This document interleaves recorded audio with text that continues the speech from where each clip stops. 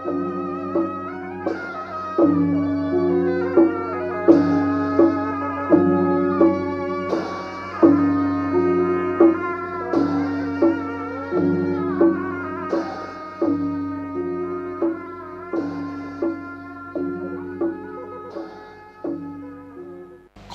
ความเจริญในธรรมและความผาสุกทางใจจงได้มาบังเกิดมีกับท่านสาธุชนคนดีผู้เจริญอยู่ในศีลผู้เจริญกินในธรรมตลอดถึงกุลพ่อกุลแม่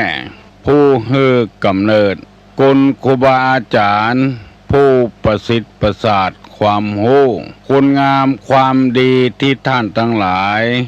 ได้กระทำปั้มเป่งมาในอดีตและกำลังจะทำอยู่ในเวลานี้เสื้อวัดเสื้อวาเสื้อบ้านเสื้อเมืองสิ่งศักดิ์สิทธิ์ทั้งหลายมีพระสยามเทวาธิราชพระธาตุเจ้าดอยสุเทพจังหวัดเชียงใหม่พระธาตุเจ้าหริพูนชัยจังหวัดลำพูนพระธาตุเจ้าลำปางหลวงจังหวัดลำปางและพระธาตุเจ้าดอยกองมูจังหวัดแม่ฮ่องสอนตลอดถึงครูบาเจ้าศรีวิจัยนักบุญแห่งล้านนาไทยเป็นต้นก็ได้มาปกปักรักษาท่านผู้เจริญในศีลในธรรมทุกท่านทุกคนให้มีความสุขกายและสุขใจเหมือนกันทุกท่านทุกคนตลอดกาลนานก่อนที่จะได้ดำเนินรายการต่อไปนี้ขอเชิญชวนมวลท่านสาธุชนทั้งหลายได้ไหว้พระเพื่อให้เกิดความเป็นสิริมงคลกับตัวกับครอบครัวกับธุรการงานกับการเดินทางขับรถขับรางต่อไปปนมมือเน้ออะระหังสัมมาสัมพุทโธภควาพุทธังภวันตังอภิวาเทมิกราบสวากขาโตภควตาธัมโมธัมมังนัมมัสสามิกราบสุปฏิปันโนภควโตสาวกสังโฆสังฆังนะมามิกราบอันธมยังพุทธัสสะภควโตบุพภาคณะมะกะลังกะโลมะเสนะโมตัสสะภะคะวะโตอะระหะโตสัมมาสัมพุทธัสสะนะโมตัสสะภะคะวะโตอะระหะโตสัมมาสัมพุทธัสสะนะโมตัสสะภะคะวะโตอะระหะโตสัมมาสัมพุทธัสสะพุทธังสรณังกัจฉามิ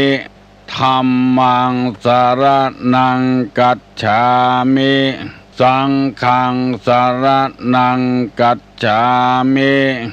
ตุติยัมปิพุทธังสรณังกัจฉามิตุติยัมปิธัมมังสรณังกัจฉามิตุติยัมปิสังฆังสรณังกัจฉามิตติยัมปิพุทธังสรณังกัจฉามิตติยัมปิธัมมังสรณังกัจฉามิตติยัมปิสังฆังสรณังกัจฉามิอิติปิโสภะคะวะอะระหังสัมมาสัมพุทโธ วิชชาจารณะสัมปันโนสุขโตโลกาวิทูอนุตตโลปุริสาธรรมสารถิสัทธาเทวมนุษสานังพุทโธภควาติสวากขาโตภควตาธัมโมสันติทิโกอากาลิโกเองิปัสสิโกโอปัญญิโกปัจจัตตังเวทิตโพวินโยหิติสุปฏิปันโนภะคะวะโตสาวกสังโฆโอโจปฏิปันโนภะคะวะโตสาวกสังโฆญาญาปฏิปันโนภะคะวะโตสาวกสังโฆสามิจิปฏิปันโนภะคะวะโตสาวกสังโฆญาติตังจัตตาลิปุริสายุคานิอัตตาปุริสาบุคลาเอสาภะคะวะโตสาวกสังโฆอาหุไนโยปาหุไนโยทักขิไนโยอัญจริกาลนิโยอนุตตลังปุญญเขตังโลกัสสาติกราบหนึ่งกราบสองกราบสามกาเลนะธัมมัสสวนังเอตัมมังคะละมุตตะมังแปลว่าการฟังธรรมตามกาลเวลาเป็นมงคลอันประเสริฐมาแล้วเนอะพ่อออกแม่ออกญาติกาวงศาทั้งหลายเสียงก้องเสียงกองเสียงมองต่ำเข้าเสียงตุเจ้าเทศนาธรรมโบราณท่านว่าเป็นเสียงที่ประเสริฐเป็นเสียงที่ฟังแล้วเหมาะเจาะบันนักบันน้อยเกินไปเสียงนี้ท่านจะได้ยินกูเจ้าตั้งแต่6 โมงถึง7 โมงเพื่อได้ประกาศสัจธรรมคำสั่งสอนในทางพระพุทธศาสนาเพราะพระองค์ได้แสวงหาด้วยความยากลำบากในที่สุดพระองค์ก็เลยตัดสินใจเพื่อเอาธรรมะไปเผยแพร่แก่คนที่ต้องการฟังธรรมปฏิบัติธรรมเพื่อมีความรู้เพิ่มเติมยิ่งขึ้นหวังมรรคหวังผลคือพระนิพพานเป็นที่จ้างที่เปิ้งแต่แล้วเมื่อคนเฮาทุกวันนี้บ่เป็นพระอริยะแต่บางคนก็ตั้งอยู่ในกัลยาณธรรมบางคนก็ตั้งอยู่เป็นปุถุชนเป็นคนธรรมดาเมื่อกัลยาณธรรมอยู่ที่ไหนที่หั่นก็มีความสุขบานหวานใจเปิ้งประอาศัยกันได้ง่ายบ่มีอันยังเป็นสิ่งที่น่ากลัวน่าเดือดร้อนน่าฮ้อนใจธรรมะนี้บ่เคยเป็นพิษกับไผสักคนถ้าคนนั้นนำไปใจมันถูกตี้ถูกทางถ้าบ่ถูกตี้บ่ถูกทางก็เป็นพิษเป็นภัยกับคนอื่นแต่ด้านคนใดปฏิบัติต่างรับธรรมะฮ้อนก็ได้อาบ อยากก็ได้กินนอนหลับก็มีความสุขตื่นขึ้นมาก็มีความสุขบ่มีผลเสียหายที่บางครอบครัวนั้นผัวจะไปเมียบ่ฮื้อไปเมียจะไปบ่ฮื้อผัวไปเพราะเหตุว่าเรื่องหลายอย่างบ่มีหยังกินพ้องกาทะเลาะเบาะแว้งกันมาก่อนกาทำให้เดือดร้อนกันเองส่วนธรรมะนี่บ่ฮื้อไผได้เดือดร้อนอยู่คนเดียวปฏิบัติก็ได้ปฏิบัติเป็นหมู่ก็ได้ทำให้กายสงัดเมื่อกายสงัดแล้ว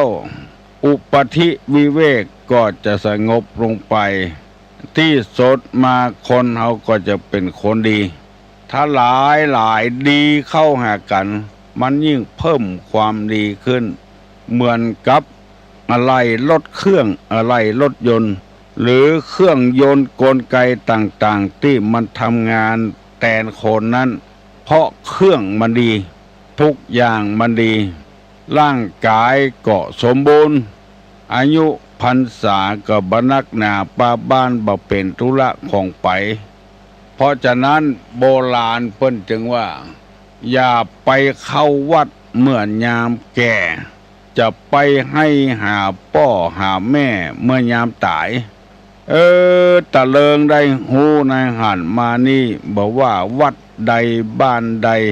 ที่มีงานขึ้นงานผ้าป่ากางานสารพัดถึงมงคลอวมงคลหันคนนี่จะจ้วยกันเป็นจำนวนมากเหมือนก่อนที่ผ่านมาเป็นคนหญิงเป็นคุณนายไปนักบาดจ้วยบ่เหลืออย่างไผไปกินข้าวแล้วก็ปิกไปฮื้อเปิ้นได้หูได้หันอันนี้เข้าวัดเมื่อแก่ให้หาพ่อหาแม่เมื่อเฒ่าเมื่อตายมันขวายไปเหี่ยแล้วมันสายไปเหี่ยแล้วให้หาจังใดก็มีประโยชน์ไปเมื่อเฒ่าเมื่อแก่ไปเจ็บแข้งเจ็บขาเจ็บหัวมัวตาเวทนาเกิดขึ้นนักกว่าสุขเวทนาจึงขอเชิญชวนมวลท่านผู้ฟังทุกคนและยินดีกับผู้คนได้เสียสละเวลาชั่วโมงเดียวบ่ได้ตั้งอกตั้งใจฟะพังพระธรรมกรรมสั่งสอนพระสัมมาสัมพุทธเจ้าเปิ้นโอวาทตุกมันมีประจำกูตัวคนมีวิธีที่จะหลีกเลี่ยงมันได้คือพยายามจะไปบ่นหามันจะไปเสาะหามันเปิ้นเป็นก็เป็นตัวเปิ้นบ่ต้องไปเดือดไปบ่นอะไรอย่างเพราะมันหลีกเลี่ยงบ่ได้เมื่อตะวานี้ตุลุงได้นำเอาเรื่องความทุกข์10ประการมาบรรยายให้พี่น้องทั้งหลายฟังได้ข้อเดียวข้อที่ว่าสภาวะทุกข์อันนี้ทุกข์ไปตามสภาวะตามจำประจำของสังขารคือว่าทุกข์เพราะแก่เพราะเจ็บเพราะตายได้อธิบายไปแล้วมันตึงบ่พ้นไปได้สักคนเรียกว่าสามัญลักษณะที่เสมอกันเป็นของสามัญชนคนรวยคนจนเจ็บหลังเจ็บเอวเจ็บแข้งเจ็บขาเจ็บหัวมัวตาปวดหั่นปวดนี่มีสิทธิเป็นเต้าเดียวกันหมดอันนี้เรียกว่าสภาวะทุกข์ข้อที่สองว่าปกิณกทุกข์แปลว่าทุกข์จรข้อที่สามว่ามินิพพัทธทุกข์คือทุกข์เนืองนิดข้อที่สี่ว่าพยาธิทุกข์เพราะเป็นพยาธิข้อที่ห้าสันตาปทุกข์คือความร้อนลุ่มหรือรุ่มร้อนได้แก่ความกระวนกระวายข้อที่หกว่าวิปากทุกข์เพราะผลกรรมทุกข์เพราะวิบากข้อที่เจ็ดว่าสหคตทุกข์ไปด้วยหรือทุกข์เข้ามากำกับกันข้อที่แปดว่าอาหารปริเยถทิฏทุกข์เพราะอาหารการกิน กินเข้าไปแล้วทำให้เจ็บมือปวดข้อที่9กล่าวว่าวิวาทมูลทุกข์ทุกข์ที่มีวิวาทเป็นมูลเป็นข้อ9ข้อที่10ว่าทุกขขันธ์แปลว่าทุกข์รวมยอดหมายถึงเอาสังขารที่รวมมาเข้ากับขันธ์ห้าหมู่นี้เป็นต้นได้อธิบายพี่น้องทั้งหลายฟังไปแล้ว1ข้อแล้วคือสภาวะทุกข์เป็นจะอีตุคนกูคนเฮาไปบ่นเฮาไปเดือดเฮาไปว่าเจื้อใดมันก็ถึงบ่โปนอยู่แล้วทุกข์เพราะสิ่งเหล่านี้ไม่อยากให้ทุกข์เมื่อแก่ก็ไม่ต้องเกิดมาเมื่อเหตุบ่มีผลก็บ่มีในพระพุทธศาสนาจึงเน้นเรื่องเนี้ยต้องมีเหตุเนี่ยก่อนเพราะความทะเลาะเบาะแว้งกันบ่ชอบหน้ากันแล้วก็เกิดเรื่องเกิดราวขึ้นถ้าเฮาบ่ให้เกิดเรื่องเกิดราวขึ้นเฮาก็บ่ต้องเอาเรื่องกระไผทุกข์เพราะชราทุกข์เพราะพยาธิทุกข์เพราะมรณะก็อย่างเดียวกันบ่อยากให้ความทุกข์นี้เข้ามาสู่ตัวมีวิธีเดียวคือบ่เกิดขึ้นมาเมื่อบ่มีเหตุก็บ่มีปัจจัยบ่มีเลยบ่มีผลเพราะมีเหตุและมีปัจจัยสนับสนุนและจึงมีผลเหมือนกับเฮาเกิดมาเนี่ยเป็นต้นเหตุมีปัจจัยทำให้ต้นเหตุช่วยเหลือกันงานจะทำอะไรจะสำเร็จก็เพราะว่าเฮาช่วยกันทำเฮาบ่เดือดร้อนบ่บ่นหรือไผฟังมีก็หมออย่างเดียวจะได้ฮู้ว่าหมอทายบ่ออกเด้อเพิ่นก็จะเอายาระบายให้กินยาถ่ายให้กินเพราะธรรมดานี่ไปจะใดมันก็เป็นทุกข์ด้วยกันหมดเพราะว่านักปราชญ์บัณฑิตเพิ่นจารึกว่าทุกข์108ข้อที่2ปะกินนกะทุกข์ปะกินนกะทุกข์หมายความว่าทุกข์จรคือโสกะบริเทวะทุกขะโทมนัสอุปยาตมันจรมาคนเดียวมันตาไปหันใส่รูปที่บ่ชอบตาอันนี้เรียกว่าทุกข์จรแล้วเกิดความโลภขึ้นมาเพราะตาไปหันใครได้ขึ้นมาหรือไปหันใส่คนที่เขาบ่ชอบก็เกิดความทุกข์ขึ้นมาแถมบ่ใครหันตาบ่ได้หันหน้าก็ได้หันอยู่ก็เป็นทุกข์ที่ในทุกข์อริยสัจจัดว่าเป็นของทนได้ยากปิเยหิสัมปโยโคทุกโขอปิเยหิวิปโยคุทุกโขทุกฮักกันชอบกันบ่ได้อยู่กับกันก็เป็นทุกข์บ่ชอบกันบ่ฮักกันก็หันกันถึงวันก็เป็นทุกข์อันนี้เฮาว่าทุกข์จรมันเกิดขึ้นมาด้วยอารมณ์จรความคิดที่มันจรมาไปปะแซวแล้วก็เกิดความโศกปริเทวะทุกขะโทมนัสปยาตเกิดความโศกความเศร้าขึ้นมานำมากึดมาใจมีเหมือนกันกูคนที่ยังบ่หมดกิเลสเตื้อเพราะฉะนั้นท่านบอกว่าอย่าไปติดใจสงสัยกับมันความโศกความเศร้าความปริเวทนาหากันความโทมนัสขับแค้นอกขับแค้นใจมีหลายคนเคยนำเรื่องนี้มาเล่าให้ฟังเฮาบ่ได้หันความดีของลูกของพ่อของแม่ของผัวของเมียที่อยู่กับกันผัวกินเหล้าถึงวันเนี่ยจะได้แค่เหมือนเปิ้นเหมือนต้านเลยเก็บมากึดโสกาปริเทวะทุกขะเกิดขึ้นอันนี้ปห้องว่าปะกินนกะทุกมันเข้ามาเป็นกรรมกินแล้วก็มายุ่งทลายในบ้านเฮาจะเนี่ยวิธีใดที่ไปแก้ความทุกข์จะหนีจากไปเหรอหรือว่าเดือดเข้ามันหนีไปเหรอบ่เมินมานานมันก็ปิ๊กขึ้นมาอย่างเก่าห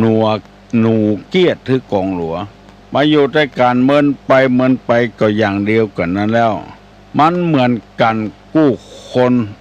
ถนนนี่มันไม่ใช่โรยได้ดอกโดยโรยด้วยดอกกุหลาบอย่างเดียวมันจะเดินไปด้วยความขรุขระพ่องเอาขยะมาถมถนนหนทางพ่องหมดเนี้ยเดินสะดวกพ่องบ่สะดวกพ่องเปิ้นบอกว่ากลัวพี่น้องเฮาทุกคนจะมีความทุกข์อยู่ตลอดไปลวดปีลวดแรงบ่มีความสุขสักเทื่อเมื่ออยู่กับผัวขี้เหล้าขี้เดือดขี้ดังเมื่อมี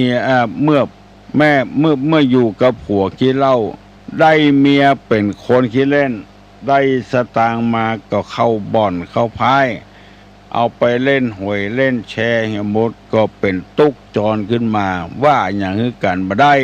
วิธีแก้มันจะใด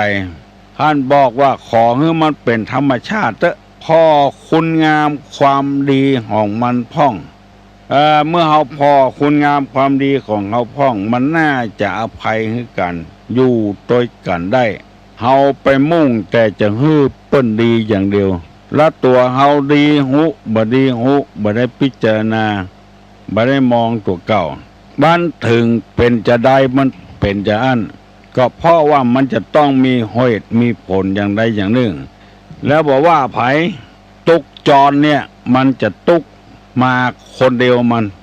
ซื้อหวยบ่ถูกก็เกิดเป็นตุกละตุกจรเมื่อเฮาบ่ซื้อมันบ่ถูกเฮาก็บ่เดือดร้อนเพราะเฮาบ่ได้เสี่ยงกระต่างเฮาซื้อมันลงไปสงสัยจะถูกแล้วมันบ่ถูกสักกรรมตุกจรนี่มันก็บ่เกิดขึ้นเพราะฉะนั้นพ่อออกแม่ออกญาติกาวงศาทั้งหลายมันมีวิธีเดียวแต่อันที่บ่ฮือเกิดตุกนี่ขึ้นมาคือตัดไฟแต่ต้นลมเหี่ยสมมติว่าตุกกับผัวขี้เหล้า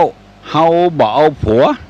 กลัวมีเรื่องมีราวกันเอาอกเอาใจกันซักผ้าซักควงเฮ้อทำอาหารการกินเฮ้อมันบ่แล้วสักเตื้อกินแล้วยังบ่พอบ่นตัวแถมเดือดตัวแถมของกินบ่ล้ำอาหารบ่ล้ำเข้าบ่ล้ำตัวแถมตัดไฟเหี่ยต้นลมเลยอย่าไปดังมันขึ้นมาบ่ใครตุกกับผัวก็บ่เอาผัวละเมื่อเฮายังเอาผัวอยู่ความตุกจรมันจะเกิดขึ้นมาที่ว่าเนี่ยความโศกเจ้าเสียใจความปริเวทนาความทุกข์ความโทมนัสความเสียใจย่อมเกิดขึ้นเป็นธรรมดาเมื่อเฮาบ่ใคร่ฮื้อไฟมันลุกเฮาก็บ่ต้องเอาหลัวบ่ต้องเอาไม้ขีดไฟมาสู่มันตัดปัญหาข้อนี้ไปเหี่ยเมื่อเฮางอมใส่มันนี่มันตึงเจือใดก็ต้องทุกวันค่ำอย่างคนที่บ่มีสตางค์เฮานึกว่าสตางค์เงินเนี่ยจะทำให้คนเฮามีความสุขบานหวานใจต้องการอันใดได้อันนั้นพอได้มาแล้วมันก็เป็นความทุกข์อย่างหนึ่งจะต้องระวังรักษามันจะต้องพอต้องคอยมันบ่ระวังรักษามันก็บ่ได้มันจะหายบ่พอบ่คอยก็บ่ได้มันจะต้องหายเปิ้นเดินดินกินหญ้าตึงวันเปิ้นบ่เดือดร้อนเพราะเปิ้นบ่เอาตุกมาใส่ตัวเสาะหาเรื่องหาราวมาใส่ตัวแล้วก็เกิดความเครียดความแค้นขึ้นมาบางเตื้อเปิ้นบ่ได้ว่าอย่างฮื้อตัวสักหน่อยไปโคนเอาจากหมอนั้นหมอนี้มามันเป็นความจริงเมื่อใดจะใดถ้าเปิ้นตอบถูกโคตรหรือเปิ้นธรรมะหมู่นี้เป็นต้นนั้นพระพุทธเจ้าเลยตัดต้นต่อมันเนี่ยลูกก็บ่อะไรใจคล้องเมียก็บ่อะไรใจคล้องทรัพย์สมบัติในเมืองกบิลพัสจะได้เป็นพญาเมืองแตนป้ออยู่แล้วก็บ่เอาเปิ้นฮื้อตัดไฟแต่ต้นลมเมื่อตัดอย่างอี้แล้วเฮาก็บ่มีตุกในอันนั้นใครได้ควายมาเลี้ยงนึกว่าจะมีความสุขก็เป็นตุกกับควายแถมละมัดเปิ้นไว้บ่ฮื้อน้ำเปิ้นก็บ่ได้ต้องเอาน้ำให้เปิ้นกินมัดเปิ้นไว้บ่ฮื้อหญ้าฮื้อเฟืองก็บ่ได้จำเป็นต้องไปเสาะมาเอามาฮื้อเปิ้นกินฮื้อเปิ้นอ้วนท้วนสมบูรณ์ ใจการใจงานเปิ้นที่บ่ตุกกับควายเพราะว่าควายเปิ้นบ่มีเปิ้นบ่ตุกกับหมูเพราะหมูเปิ้นบ่มีพอได้มาแล้วความตุกจรที่เฮาว่าเนี่ยปักกินนกะทุกเนี่ยมันจะจรมาคนเดียวมันจรมาคนเดียวมันเมื่อเป็นอย่างนี้แล้วจะไปบ่นจะไปเดือดได้อันใดมาเป็นทุกข์อันนั้นบ่ออกไม่ออกลองสังเกตพ่อพระพุทธเจ้าเปิ้นหันว่ากลัวทุกข์จรจะลงมาตันแล้วการปั้มเป่งจิตภาวนาปรารถนาอยากเป็นพระพุทธเจ้ามันจะบ่เกิดขึ้นจะมีขึ้นเพราะเฮามัวไปตุกกระวนกระวายกับสิ่งเหล่านี้เมื่อได้แล้วมันต้องเป็นทุกข์กับมันแล้วหันเปิ้นขี่รถกันเป็นสมบัติของเปิ้นเพราะเปิ้นมีปอซื้อเปิ้นก็ซื้อดาวก็ส่งเมินมันถูกมันบ่แปลงเฮานี่มีเงินน้อยเดียวเอาไปดาวรถแล้วละเดือนต่อไปจะได้งานทำบ่ได้งานทำบ่ฮู้พอบ่ได้งานทำเกิดทุกข์จรขึ้นมาเวทนาโศกะปริเทวะทุกขะโทมนัสความเสียอกเสียใจมันก็เกิดขึ้นเมื่อเฮาโหสภาวะอย่างนี้แล้วเฮาบ่ต้องไปติดไปพันกับมันเฮาเกิดเป็นทุกข์นักลำไปสมัยบัดเดี๋ยวนี้คนเฮาบ่ได้คุ้นเคยกับศาสนาคุ้นเคยกับวัดกับวาโหนความตกเข้ามาใส่ตัวอยู่เรื่อยๆถามว่ารถเก่ามีไหนมีฮะนะเตื้อใจไปไหนไก่มันบ่รู้ตั้งตัวลุงก็ยังว่านะกะฟังเสียงมันก็ผ่อนแก้ผ่อนแล้วก็ได้มันบ่เป็นหยังสำหรับคนที่มีจิตใจเข้มแข็งมันจะเป็นอันยังก็เพราะว่าคนมีจิตใจบ่เข้มบ่แข็งรถเก่าก็ดีซ่อมรถใหม่ก็ดีส่งหิหากาขายมาตึงเจ้นตึงจาดบ่มีอย่างลักทานเป็นของตัวสักอย่างที่บ้านก็บ่มีเฮือนก็เจ้าของเปิ้นอยู่แทนที่เฮาจะเสาะเงินเสาะทองหาที่บ้านที่จองไว้อยู่ยามเมื่อเฒ่าเมื่อแก่บ่มีเงินเดือนกินบ่มีเงินเดือนจะไปฮื้อกับเจ้าเปิ้นเฮาบ่ได้เกิดสั้นลำไปอาศัยเหตุผลดังเนี้ยพระพุทธเจ้าของเฮาจึงได้ตัดสินใจมีพระเมตตาธรรมแสดงธรรมให้แก่คนทั่วไปเพราะว่าคนนั้นจะเป็นไผจะเป็นเชื้อใดชาติใดป้อใจไม่ยิงเทศนาธรรมให้ฟังหมดพระองค์จึงมีเมตตาธรรมปนภพปนชาติไปแล้วบ่ได้มายุ่งกับทุกข์เหล่านี้ซึ่งมันตรงกันข้ามกับคนเฮาธรรมดาเนี่ยบ่มีเมตตาธรรมหันแก่ตัวหันแก่ได้ลองเปิ้นเฮียนแบบก็เดือดร้อนมีการฟ้องการร้องกันเอาสูตรในหนังสือสวดมนต์แล้วเอามาพิมพ์ขายแทนไม่แทนที่จะบอกว่าถ้าไผจะทำบุญทำทานอยากจะแจกหนังสือสวดมนต์นี่เอาพิมพ์ต่อก็ได้อันนี้อ่านไปไปสงวนลิขสิทธิ์เนี่ยตัวคนเดียวนะเป็นคนพิมพ์ขายจะได้โรยเหี่ยคนเดียวมั่งมีสีสุขเหี่ยคนเดียวหนังสือบางเล่มอ่านจัดม่วนเป็นดีใครพิมพ์แจกจ่ายพี่น้อง10ชาวชาวบ้านจะได้ช่วยกันอ่านจะได้คลายจากความกำหนัดยินดีต่างๆกิเลสเบาบางลงไปอ่านไปสงวนลิขสิทธิ์ใครจะพิมพ์ต่อไปแจกต้องไปขอลิขสิทธิ์เก่าของเปิ้นเอาของเปิ้นมาขายกำอู้ของเปิ้นเอามาขายกำโหของเจ้าบ้านไปติดต่อขอเปิ้นเล่าให้ฟังเปิ้นเล่าให้ฟังตัวก็เขียนไปเอามาพิมพ์เป็นหนังสือเล่มน้อยๆสงวนลิขสิทธิ์เนี่ยเกิดความทุกข์ขึ้นมาคนใดถ้าไปพิมพ์ต่อเขียนต่อก็ต้องฟ้องต้องร้องกันนั่นละอันนี้มันทุกข์จ จรขึ้นมา ถ้าตัดสินชนะหนึ่งคนหนึ่งก็ไปถูกข้อเขียเกิดทุกขเวทนาตุกจรขึ้นมาเจอจังอีกถ้ามีใจเอื้อเฟื้อเพื่อแผ่เหมือนกันหมดกูคนเหมือนกับพ่อกับแม่ฮื้อลูกฮื้อเต้าถึงวันเนี่ยกล้าใจกล้าจ่ายอาหารกลางวันก็ฮื้อไปกล้าเทอมกล้าหน่วยกิจกล้าไอ้อย่างต่างๆบำรุงสถานศึกษาก็ฮื้อไปเพราะเมตตาธรรมจากพ่อจากแม่ตุกนั้นก็บัดจรขึ้นมาเพราะว่าเป็นหน้าที่ของเฮาที่จะต้องช่วยเหลือคนโบราณเปิ้นถนนว่าตี้มนักเพราะว่าเบิกได้ตามเปิงใจไผมีแหงเอาแหงไปขุดได้นักได้น้อยตามบ้าตามแหงของตัวบางคนมีแหงนักน้อยมีลูกมีหลานช่วยกันก็ได้ของนักตามเปิงอกเปิงใจเวลานี้คนมันนักขึ้นหันว่าอยู่ย่างกันแบบเหี้ยมโหดอันยังไปสงวนลิขสิทธิ์หมดบ่มีใจเอื้อเฟื้อเพื่อแผ่อย่างเสียอย่างขายแล้วจะเอาสตางค์เข้าใส่กระเป๋าหมดบางทีเอาไปฝากเปิ้นขายบ่ได้ขายก็เกิดความทุกข์ขึ้นมาเสียดายของขายไปแล้วคนขายบ่สตางค์ก็เกิดความทุกข์มีพระพุทธเจ้าตนเดียวบ่ห่วงไอ้ยังสักอย่างเลยตัดห่วงที่เขาว่าหายโหงนั่นบ่มีความทุกข์ความยากไอ้ยังกลับไปพัวพันทุกจรก็บ่มีเกิดขึ้นตัดไฟเหี่ยต้นลมบ่ต้องให้มันมาพัวพันกับเฮา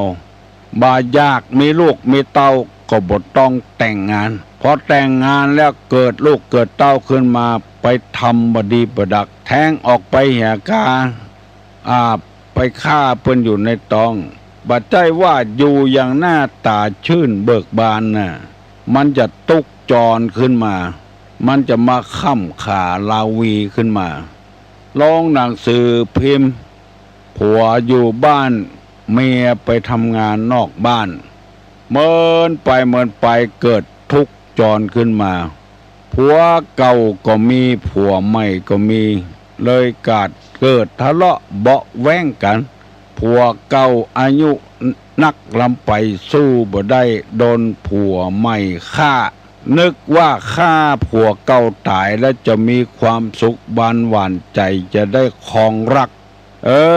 ตัวกลับไปอยู่ข้อเขียเมียก็เป็นแม่ไม้อยู่ตั้งหลังอันหนึ่งผัวเก่าตายผัวใหม่ประติดคอกตัวเองก็เกิดทุกข์จรขึ้นมาว้าเว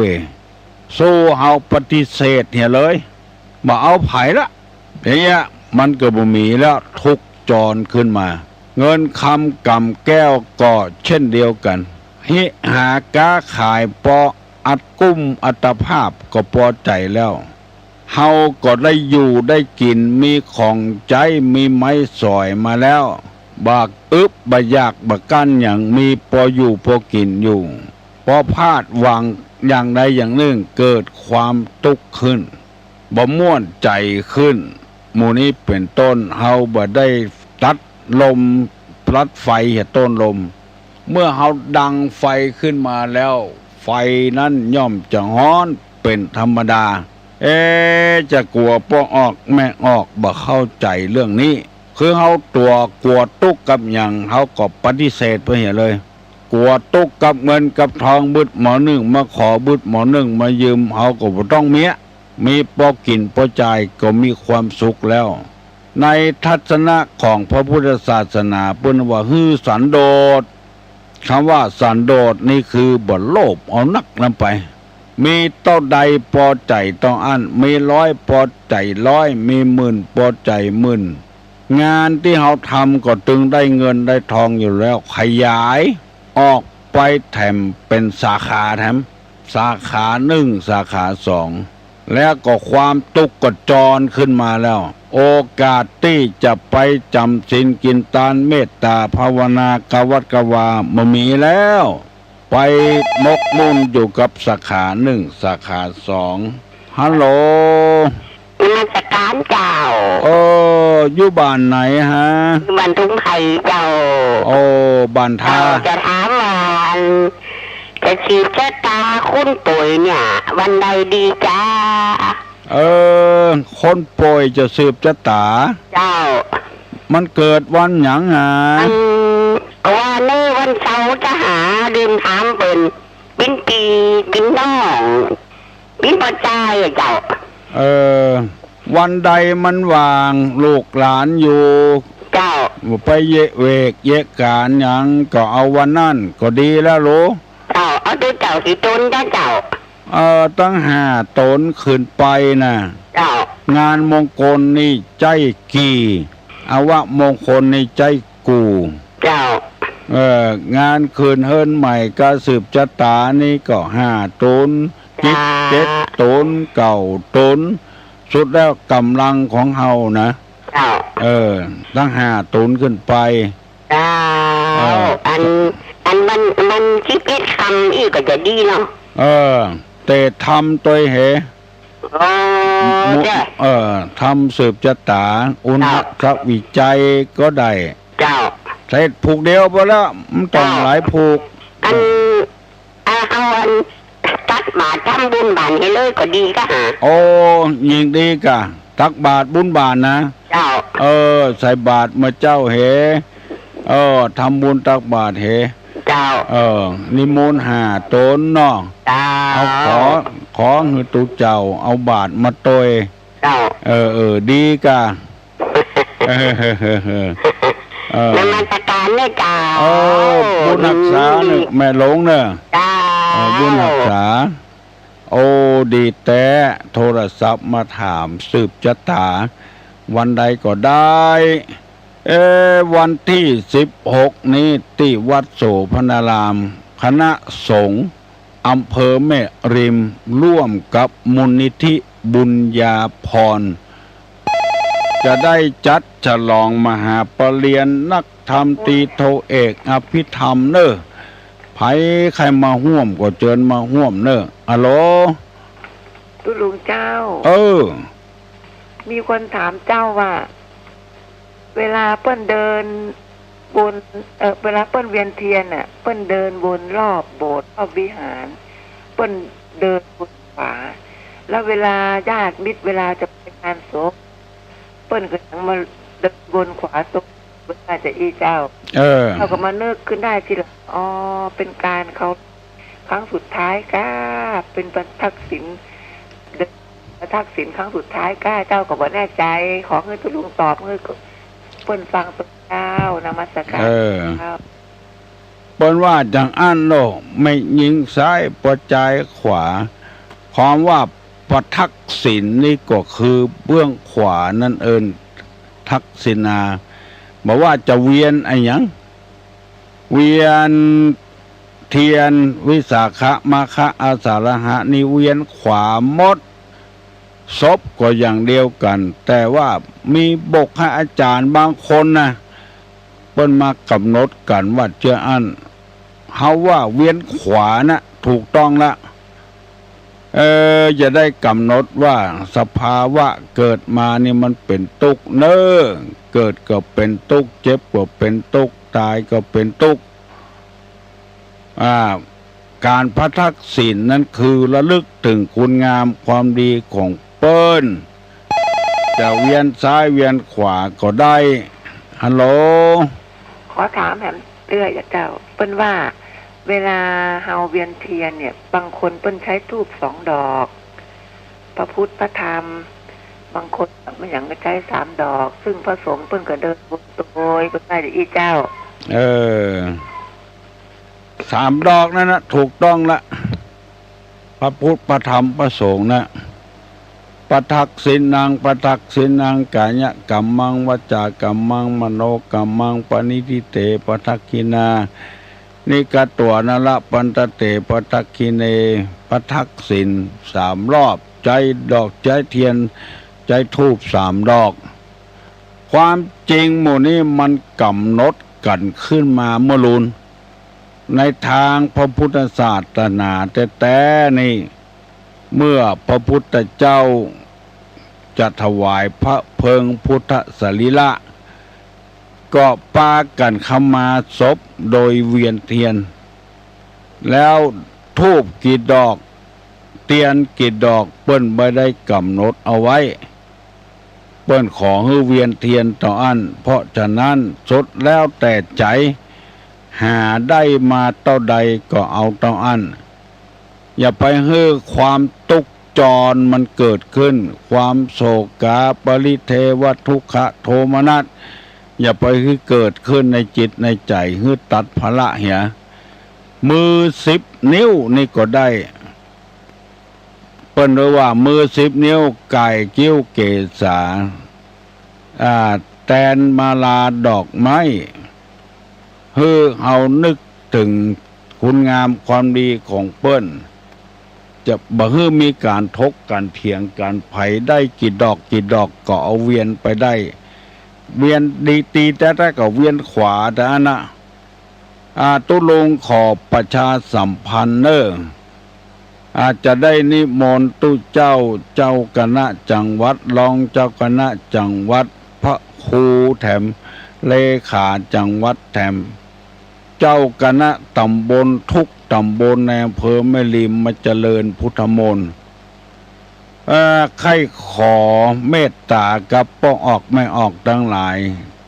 ตุเจ้ากับเนนที่สอบได้ปีแล้วจะมาฉลองปีนี้มีถึง90 กว่ารูปมันมีปัญหาอยู่ที่ว่าเงินรางวัลจะเอาฮื้อละอ่อนนั่นได้กำหนดกันไว้แล้วว่าบอกว่านักธรรมชั้นไหนจะเอาถวาย500 บาท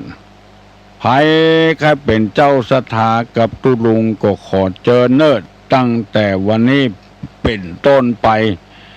จะมีตุเจ้าอยู่ในวิหารวัดโสพนารามนี่ต้อนรับวันที่16นี้ไผมีจิตศรัทธาจะเอาเข้าหม้อแกงหม้อการลงทานการมาร่วมทำบุญก็ได้พร้อมกันนี้ขอนิมนต์ตุเจ้าทุกวัดมาเป็นกำลังใจฮื้อละอ่อนที่จะถวายทานก็เฉพาะตุเจ้าที่เจริญพุทธมนต์ต่ออันหมู่นั้นเฮาปากันมาสนับสนุนฮื้อละอ่อนวัดเฮาก็แปลงกันแล้วแปลงปล่อยหลวงวิจิตรพิสดารแต่เฮาลืมสร้างคนละอ่อนเฮียนนักธรรมมาด้วยความอุตสาหะวิริยะช่างคนให้เป็นคนดีเหี่ยพ่องไปสร้างกวิหารสร้างโบสถ์สร้างกุฏิอย่างเดียวเราต้องสร้างคนให้เป็นคนโดยเขาศึกษาธรรมะโดยความอุตสาหะวิริยะของเขาเพื่อกระตุ้นเพื่อพระพุทธศาสนานี้จะฮือดียิ่งขึ้นไปโดยที่ว่าถ้าว่าปริยัติอันตรธานไปเหี่ยแล้วพระพุทธศาสนานี้จะอยู่ในโลกนี้บ่ได้คือหมายความว่าอันตรธานนี่มันหายไปชิบหายไปคือคนบ่เฮียนศีลบ่เฮียนวินัยบ่เฮียนธรรมวันที่16นี้คณะสงฆ์ร่วมกับมูลนิธิบุญญาภรณ์จะได้จัดงานฉลองขอเชิญชวนมวลญาติพี่น้องทั้งหลายที่ฟังตุลุงทุกวันถ้ามีจิตใจจะร่วมทำบุญอันนี้จะว่ากำหนดกฎเกณฑ์ก็กำหนดกฎเกณฑ์ยอมรับ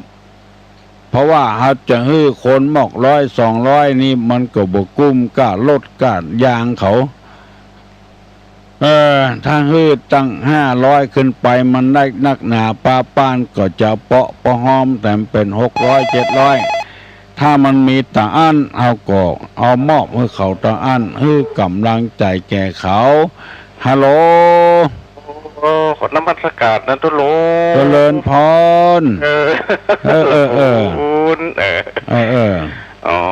เป็นจะทำเนี่ยฉลอง46อย่าตุลุงมัน46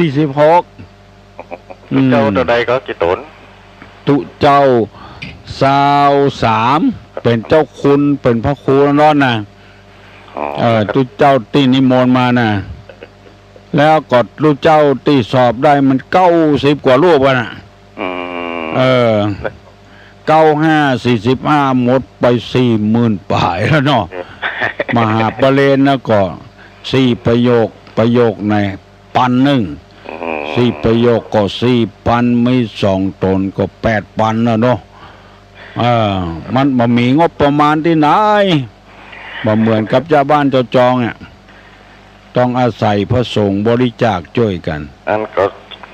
ขอรวมทำเอาวันที่16นั่นจะขอรวมทำบุญกับตุลุงเนาะ โอ้ยินดีเนอะบุญธรรมเนอะ ผม อันเนี้ย นี่ วันนั้นก็ไปปุ่นก็อันนี้เนาะว่าประกาศเนี่ยเนาะตุลุงเนาะ ที่ไหน ผมว่าไปจะไปปุ่นนะครับไปกับตุลุงว่านะไปที่เปิ้นจะทำพิธีกับวันนั้นนะเนาะ วันที่16นะอันหนึ่งเนาะตุลุง ฮะ ที่16น่ะไว้เข้าไป ยินดีเนอะอย่าเป็นเจ้าภาพโดยกันเนาะ ครับอันหนึ่งเนาะอันหนึ่งจะเข้าไปวันที่16แล้วตุลุงอยากจะถามตุลุงว่าเขาจะป้องประตูบ้านแน่เนาะประตูอันนั้นหมายถึงว่าบ้านเนี่ยมันมีประตูกำลังเนาะมีละประตูแล้วเขาจะบ้องแห่งประตูหนึ่งเนี่ยตุลุงจะดีป่ะ ตามปกตินี่มีประตูเดียวอ่ะ มีประตูเดียว โอ้ได้กะ แล้วก็มันก็หัวเดียวกันนั้นแล้วเขาจะบ้องแห่งประตูได้เนาะเป็นได้กะโอ้ได้มีพิธีอย่างว่ามีอย่างแก้ตุลุ บ่ ง มีหยัง อ๋อวันดีก็คือดีเนาะตุลุงเนาะ ก็ใครคือดีแต่น้อยก็จุดธูปจุดเทียนบอกแม่พ่อธรณีเจ้าตี้ฮะเพื่อความสะดวกสบายเนอะแม่ธรณีเจ้าตี้เนาะจุดธูปจุดเทียนบอกคือเปิ้นเนี่ยพอแล้วได้กะบอกเตอะแปลงเตอะ ลุงตัวเจ้าก็ไฟฟ้ากับตุลุงเนาะตรงนั้นนะตัวเจ้าเราไม่ได้ถามตุลุงไม่ได้ถามเราฟังดีแต่งั้นกับวันที่16เพื่อผมก็เข้าไปให้ตุลุงเนาะดีครับมาเตอะเนาะบอกว่าใกล้ว่าเจ้าเลยตุลุงแหละฮะตอนเจ้าเนาะ9 โมงไปเพียว9 โมงถึงเที่ยงกันแล้วละครับผมครับกินข้าวกินน้ำกับบ้านไผ่บ้านวันนะครับวันที่16ว่านั่นตุลุงครับขอคณะมัสการเจริญพรเนอบุญธรรมเนอบุญรักษาพี่น้องวงศาคณาญาติแล้วก็เปิ้นฝากมาว่าวัดศรีวังทานเนอวันที่20นี่ฮัลโหลครับไว้สาถามปัญหาครับรากเจ้าของพระพุทธศาสนาคืออะไรอย่างใครเป็นผู้รักษานี่ข้อที่1ครับข้อที่2ถามสั้นๆทุกประจำสังขารคืออะไรอย่างนะครับ แต่ว่าไปวัดสันปะควายตุเจ้ามาแว่ถามมันเป็นปู่อะไรอย่างตุลุงถามดีใบดีเงาคนนี้ก็ถามปัญหาปู่อะไรอย่างไผ่ตอบได้กับปู่นี่ก็ตอบเนอะฮัลโหลครับไว้สาครับไว้สาครับ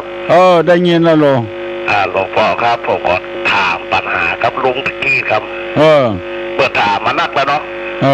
ผมถามว่าพระพุทธเจ้าน่ะก่อนที่แสดงธรรมนะอุปมาดอกบัวสีเหล่านั้นตอนต่อเป็นภาษาบาลีผมครับคนตะกี้นะครับตอบว่าไงรุดไปเหี้ยมาแว่ตุลุงเดี๋ยวว่าเป็นดีกันหัวมันเป็นปู่อะไรอย่างตุลุงถามแค่ถามฮัลโหลครับได้ยินกะตุลุงอย่างนี้นะครับได้ยินอันนี้ผมตุเจ้ายองวัดน้องเงินนะครับน้องเงกะครับตุเจ้าพระตุลุงมุตวาครับติเตธรรมน่ะครับตุลุงพระแดงน่ะ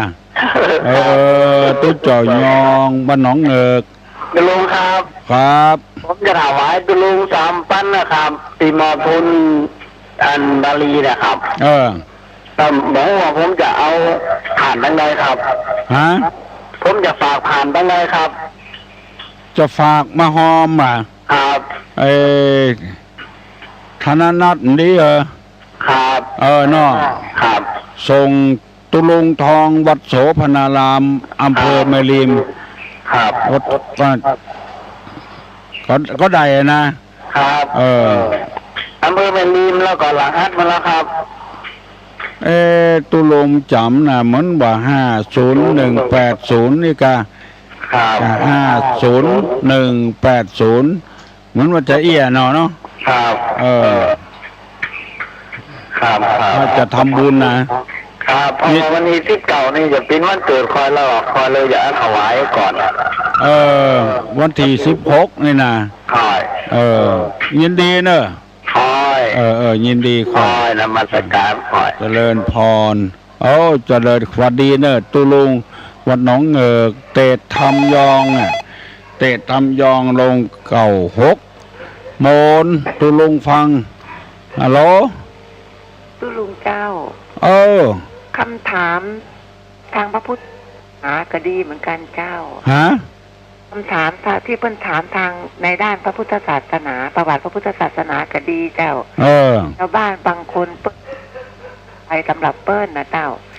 บ่ได้ละเจ้าขอถามคำถามง่ายๆบ่ได้เจ้าฮัลโหลเจ้านมัสการเจ้าเจริญพรอย่างเปิ้ลมาตายปัญหาทุกวันน่ะแต่ตุลงแกฟังแล้วฟังที่มันกลายปัญหามาทุกวันน่ะฟังแล้วก็เบื่อไปเลยเขาว่ามาปู่อย่างถามเก่งแต่อย่างหมูเด้ที่จริงเป็นกระหูเหมือนกันเลยเนาะอันตีอย่าได้ไปลุงฮัลโหลทุลุงแหละตุลุงเลยผมบุญธรรมทำกรรมเนาะบุญธรรมทำกรรมทุลุงว่าจะฝาก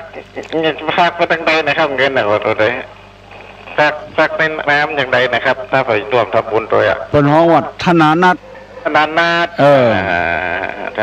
เนาะในน้ำพระครูโสพลบุญญาพรครูโสพลบุญญาพรวัดโสพนารามตำบลดอนแก้วอำเภอแม่ริมจังหวัดเชียงใหม่รหัส50180รหัส50180 50180เนาะรหัสดอนแก้วก็ตุลงตำบลดอนแก้วอำเภอแม่ริมจังหวัดเชียงใหม่พระครูโสพลบุญญาพรครับพรนี่วัดว่าพรนี่พอสำเภารอเรือนอนเนนมกรันวัดโสพนารามตำบลดอนแก้วอำเภอแม่ริมจังหวัดเชียงใหม่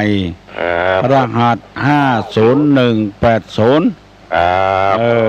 ครับฝากธนนัทมาก็ได้เอามาช่วยศาสนานะไม่ใช่ช่วยตุลงนะเนาะครับทางไหนก็ได้อนุโมทนาไปแล้วผมครับแล้วก็ขอให้เจ้าอาวาสวัดในอำเภอแม่ริมรวบรวมจตุปัจจัยที่ใส่ซองไปนั้นเรียรายบอกปุณพอออกไม่ออกมาช่วยกันเฮาบ่มีเงินงบประมาณที่ไหนสักอย่างแต่ว่านี่อบต.เปิ้นฮื้อมา50,000มันบอกกุ้งฮัลโหลสวัสดีครับเจริญพรครับผมครับถามก็แล้วครับตุ๊ดเจ้ามานอนบ้านเนี่ยจะดีกว่าครับวัดมีเปลือกเปเตอเนาะยังมานอนเนาะครับจะป่นมาไก่แล้วป่นมาขอนอนบ้านแล้วเอาตากับเข้าในบ้านเนี่ยจะดีตานั่นดีกะตาให้เปิ้นในบ้านนะครับตอนนี้เปิ้นมาขอนอนในบ้านส่งให้เปิ้นไปวัดปุ่นบัดให้เปิ้นนอนบ้านครับมันบัดใจที่นอนของตัวนะถ้าตากับเข้าให้เปิ้นบนบ้านนี้ได้กะเป็นหยังครับครับขอบคุณครับสวัสดีครับไอ้เนี่ยอย่างจะอ่านหาวัดวาเปลือกเปเตอสร้างอยู่เป็น10 ล้าน20 ล้านบ่นอน มันเป็นที่คฤหาสน์นินทานะบัดนี้เรามีเพศต่างจากคฤหัสถ์แล้ว อาการกิริยาใดๆของสมณะเราต้องทำอาการกิริยานั้นๆสมเด็จพ่อของเฮาเป็นคนสอนเฮาก็จะไปฝืนคำสอนของพ่อเฮาอะโหลมาสการเจ้าตุลุเจ้าเจริญพรเจ้าขอประกาศคาหลวงปู่พระอิสระนะเจ้าขอตาคาหลวงปู่พระอิสระเจ้าพระอิสระเนี่ยยังไงเป็นจะมาจังใหม่มันมาไปถวายโฮมในหลวงวันที่19ที่แม่ฮ่องสอนนะเจ้าที่แม่ฮ่องสอนนะแล้วก็วันที่3จะมาที่จังใหม่เฮานะเจ้าจะถวายโฮมในหลวงแถมกำเจ้าวันที่20นี่ที่วัดไหนที่วัดที่แม่ฮ่องสอนเจ้าแม่ฮ่องสอนเจ้าบ้านโฮเนอร์ไปวัดแห่งโฮนะเจ้าเชียงใหม่นี่มาที่ไหนฮะเชียงใหม่จะมาที่อันใหม่ละเด็กเจ้าตอนเที่ยงวันเลยเจ้าดอนสะเก็ดโรงพยาบาลแม่และเด็กเจ้าโรงพยาบาลแม่และเด็กเจ้าตอนเที่ยงนะเจ้าที่3นะเจ้าไปจะมอบเพื่อคนบ้านกันให้ดูเจ้าอันนี้ปัจจุบันเทมาบรรยายทำแล้วก็ออกรายการโทรทัศน์อันกาวันที่20เนาะเจ้าแล้วตอนเที่ยงเนาะเจ้าตอนเที่ยงเจ้าพี่น้องทั้งหลายลูกศิษย์ของพระอิสระเพิ่นจะมามาจังหวัดเชียงใหม่ตอนเที่ยงมาที่โรงพยาบาลแม่และเด็กผู้ได้รับฟังรายการนี้จำไว้พระบุตรอิสระเพิ่นจะมาแม่ฮ่องสอนมาเชียงใหม่ตอนเที่ยงเพิ่นจะออกสถานีวิทยุช่อง11ขอประกาศให้รับทราบโดยทั่วกันฮัลโหลสาธุต้นข้าวได้2-3คนที่ถามว่าจะส่งมาให้ตุลุงเนี่ยถ้าแบบรวยที่สุดนะส่งแบบออนไลน์เจ้าออนไลน์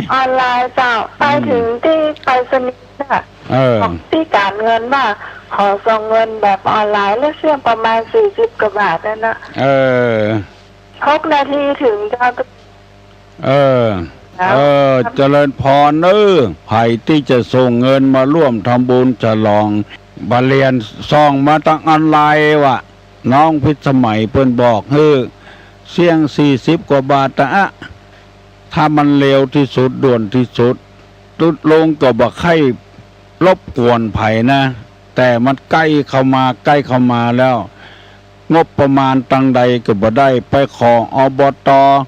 แต่ละอบต.เพิ่นว่าเพิ่นตัดงบประมาณไปหมดแล้วหมดในปีนี้แล้วบ่ได้แล้วขอบริจาคก็บ่ได้สภาวัฒนธรรมตำบลดอนแก้วเพิ่นบอกว่าอดสาตุลงมา50,000มันด่วนนี่นำไปถ้าบ่เป็นการยุ่งยากก็ยกมือ10 นิ้วก็พอแล้วบ่ออนไลน์ออนเลยอย่างละถ้าว่ามีจิตศรัทธามาร่วมกันก็ดิ้งเข้าป่าอาหารคนอำเภอแม่ริมจะเป็นคนเลี้ยงมาเดี๋ยวนี้มันหมดเวลาแล้วล้ำมาเป็น4 นาทีพุ่นแล้วยกมือไหว้ตุลุงจะปั่นปอนแล้วอายุวัฒโกธนวัฒโกสิริวัฒโกยัสสะวัฒโกปะละวัฒโกวันนะวัฒโกสุขะวัฒโกโหตุสัพพตาทุกขโลกาปัญญาเวลาโสกาจตุจุปัตตวาอเนกาอันตรายาปิวินาสันตุจติจัสสา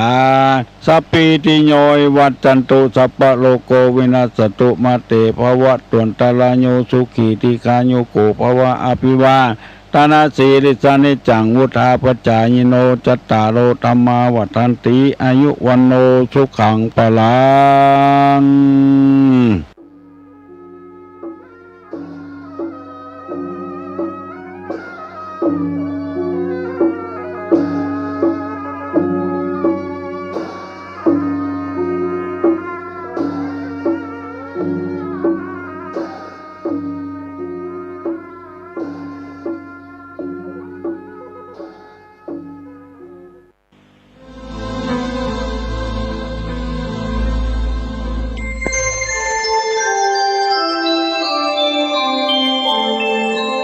ขณะนี้ท่านกำลังฟังสถานีวิทยุกระจายเสียง ระพุทธศาสนา FM 104.5 เมกะเฮิรตซ์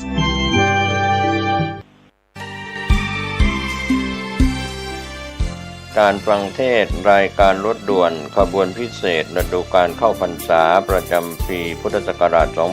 2566 จัดโดยคณะสงฆ์จังหวัดเชียงใหม่สภานักธรรมจังหวัดเชียงใหม่พุทธสมาคมจังหวัดเชียงใหม่ยุวพุทธิกสมาคมจังหวัดเชียงใหม่สภาวัฒนธรรมอำเภอเมืองเชียงใหม่มูลนิธิพุทธสมาคมชมรมอนุรักษ์วัฒนธรรมประเพณีท้องถิ่นจังหวัดเชียงใหม่ชมรมลูกเสือชาวบ้านจังหวัดเชียงใหม่ทศปชอำเภอเมืองเชียงใหม่ดำเนินงานโดยคณะกรรมการบริหารงานกลุ่มหนุ่มสาวจังหวัดเชียงใหม่วันพฤหัสบดีที่ 14 กันยายนแรม 14 ค่ำเดือน 11 เหนือเดินทางไปยังวัดดอนจันทร์ตำบลทัศรามอำเภอเมืองเชียงใหม่จังหวัดเชียงใหม่เวลา 19 นาฬิกาฟังพระธรรมเทศนา1 กันฟังเทศน์ฟังธรรมในฤดูการเข้าพรรษาและออกพรรษาในการฟังเทศน์รายการรถด่วนขบวนพิเศษขอเชิญชวนคณะสงฆ์คณะศรัทธาสาธุชนทั้งหลายได้ร่วมเดินทางไปกับรถด่วนขบวนพิเศษทั้งหมดมี 13 ขบวนด้วยกันนะครับก็เป็นส่วนหนึ่งของการประชาสัมพันธ์เชิญท่านฟังเทศน์รายการรถด่วนขบวนพิเศษฤดูกาลเข้าพรรษาซึ่งมีการจัดโดยคณะสงฆ์จังหวัดเชียงใหม่องค์กรเครือข่ายชาวพุทธจังหวัดเชียงใหม่ดำเนินงานโดยคณะกรรมการบริหารงานกลุ่มหนุ่มสาวจังหวัดเชียงใหม่ก็เป็นข่าวสารเพื่อการประชาสัมพันธ์รถด่วนขบวนพิเศษประจำปี 2566 นี้อีกครั้งเสียงรถด่วนขบวน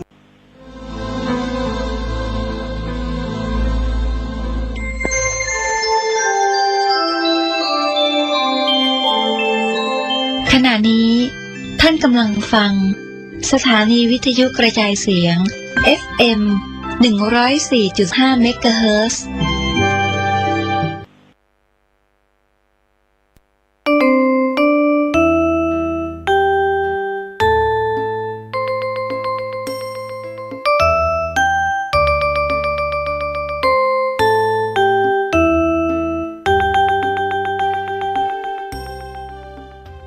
ธรรมะในเดือนสิงหาคมพุทธศักราช 2537 เบียดเบียนผู้อื่นเห็นง่ายเบียดเบียนตนเองเห็นยากสมเด็จองค์ปฐมทรงมีพระเมตตาตรัสสอนเรื่องนี้ไว้มีความสำคัญดังนี้ 1. เรื่องการเบียดเบียนจัดเป็นธรรมชั้นสูงในพรหมวิหาร 4 ข้อแรกคือเมตตาความรักจะต้องรักตนเองก่อนอื่นเพราะสิ่งที่เรารักที่สุดในโลกนี้ก็คือตัวเราเอง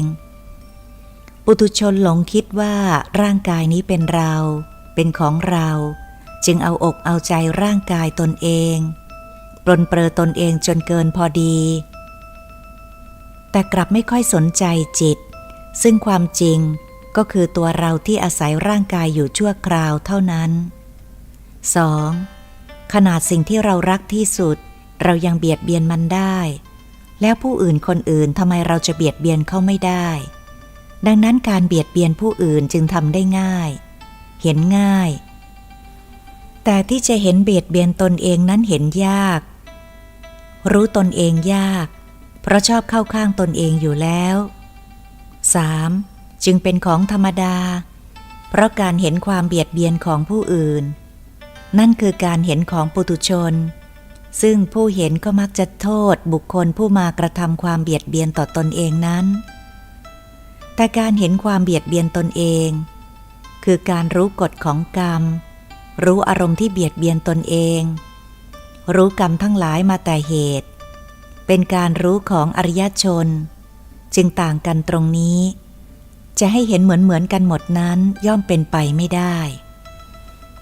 ขอสรุปว่าผู้ใดพิจารณาธรรมในธรรมเรื่องนี้ได้ด้วยตนเองแล้วก็จะรู้ธรรมในระดับเดียวกันได้หมดเช่นเรื่องตำหนิคนอื่นนั้นง่ายแต่ตำหนิตนเองนั้นยากเรื่องทำชั่วนั้นง่ายแต่ทำดีนั้นยากเรื่องขี้เกียจนั้นทำง่ายขยันนั้นทำยากเรื่องผู้อื่นมาบอกให้เรารู้ 100 ครั้ง 1,000 ครั้งก็สู้เรารู้ด้วยตนเองครั้งเดียวไม่ได้เป็นต้น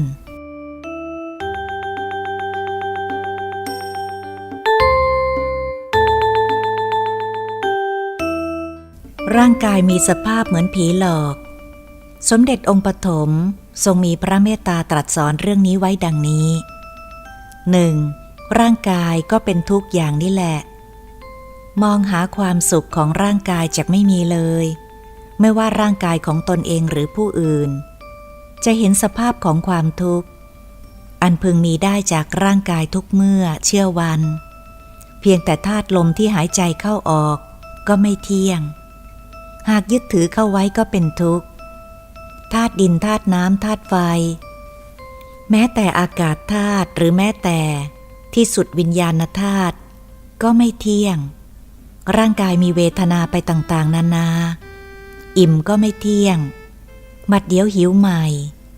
หิวก็ไม่เที่ยงบรรเทาทุกข์แล้วก็อิ่มใหม่ความเจ็บไข้ได้ป่วยมีอยู่กับร่างกายเพราะความไม่เที่ยงนี้เป็นปกติธรรมดาของร่างกาย 2. เมื่อร่างกายมันมีความไม่เที่ยงอยู่อย่างนี้ร่างกายจึงมีสภาพเหมือนผีหล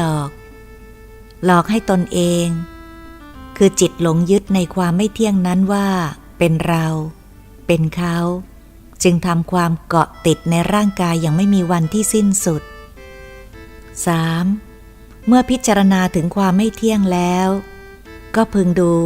ธรรมที่เที่ยงของร่างกายอันเมื่อร่างกายนี้มีความเกิดขึ้นมาในเบื้องต้นมีความเที่ยงก็จักต้องแก่ต้องเจ็บต้องพลัดพรากจากของรักของชอบมีความปรารถนาไม่สมหวังมีการกระทบกระทั่งกับอารมณ์ที่ไม่ชอบใจมีความตายเป็นที่สุดล้วนแต่เที่ยงทั้งสิ้น 4. พิจารณาอย่างนี้แล้วให้จิตพึงยอมรับกฎธรรมดาอย่าวางอารมณ์พิจารณานี้เสียทำให้ได้เป็นปกติแล้วที่สุดจิตจะวางร่างกายลงได้อุบายนี้ให้ถามตนเองว่าทำไมจึงต้องเกิดมามีร่างกายทำไมร่างกายจึงต้องแก่ทำไมร่างกายจึงต้องเจ็บทำไมจึงต้องพลัดพรากจากของรักของชอบใจทำไมจึงต้องมีความปรารถนาไม่สมหวังทำไมจึงมีอารมณ์กระทบกระทั่งกับอารมณ์ที่ไม่ชอบใจและทำไมร่างกายจึงต้องมีความตายเป็นที่สุดนี่เป็นเพราะอะไรหาคำตอบมาคิดพิจารณาให้เกิดปัญญาด้วยสัจธรรมทั้งหลายเหล่านี้ค่อยๆคิดแล้วค่อยๆหาคำตอบที่แท้จริงให้พบแล้วพวกเจ้าจะเห็นแจ้งในธรรมของร่างกายอันชื่อว่าสักยทิฏฐินี้ตามความเป็นจริง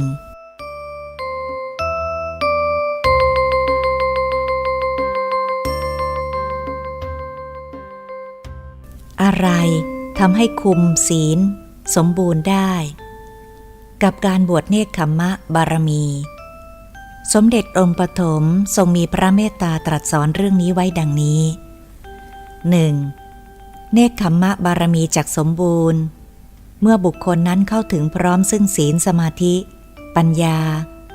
หรืออริยมรรคมีองค์8ประการนี้เป็นต้น 2. การบวชไม่ใช่อยู่ที่โกนหัวห่มผ้าเหลืองห่มผ้าขาวอย่างนั้นยังไม่จัดได้ว่าเป็นเนกขัมมะบารมีในพระพุทธศาสนาเพราะสักแต่ว่าบวชกายเท่านั้นยังไม่ได้ชื่อว่าบวชใจ 3. การบวชขั้นต้นคือจะต้องมีศีลพร้อมบริบูรณ์เป็นปกติจะเป็นศีล 5 ศีล 8 ศีล 10 ศีล 227ก็ต้องให้สมบูรณ์ตามกำลังศีลของตนเจ้ารู้ไหมอะไรทำให้คุมศีลสมบูรณ์ได้ในวงเล็บตอบว่าเมตตากรุณาและหิริโอตตัปปะ 4. นั่นว่าด้วยศีลเบื้องต้นอย่างพวกเจ้าเนี่ยต้องว่าด้วยศีลเบื้องสูงศีลสมบูรณ์การมีหิริโอตตัปปะนั้น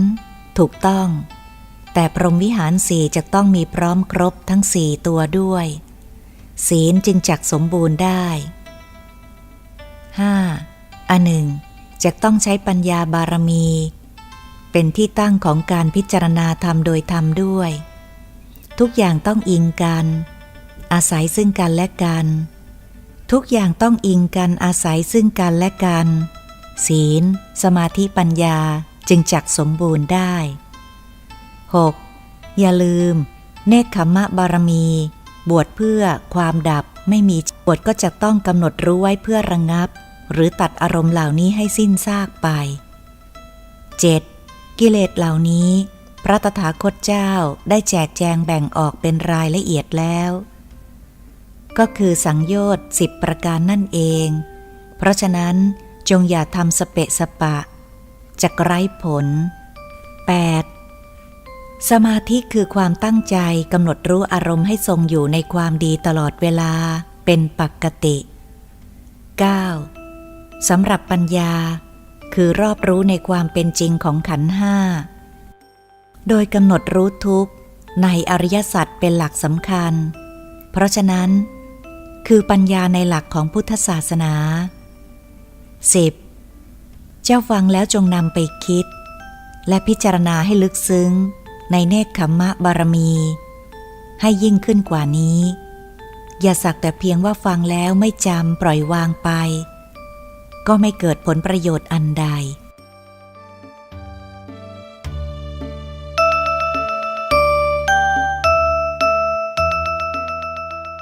หลงใหญ่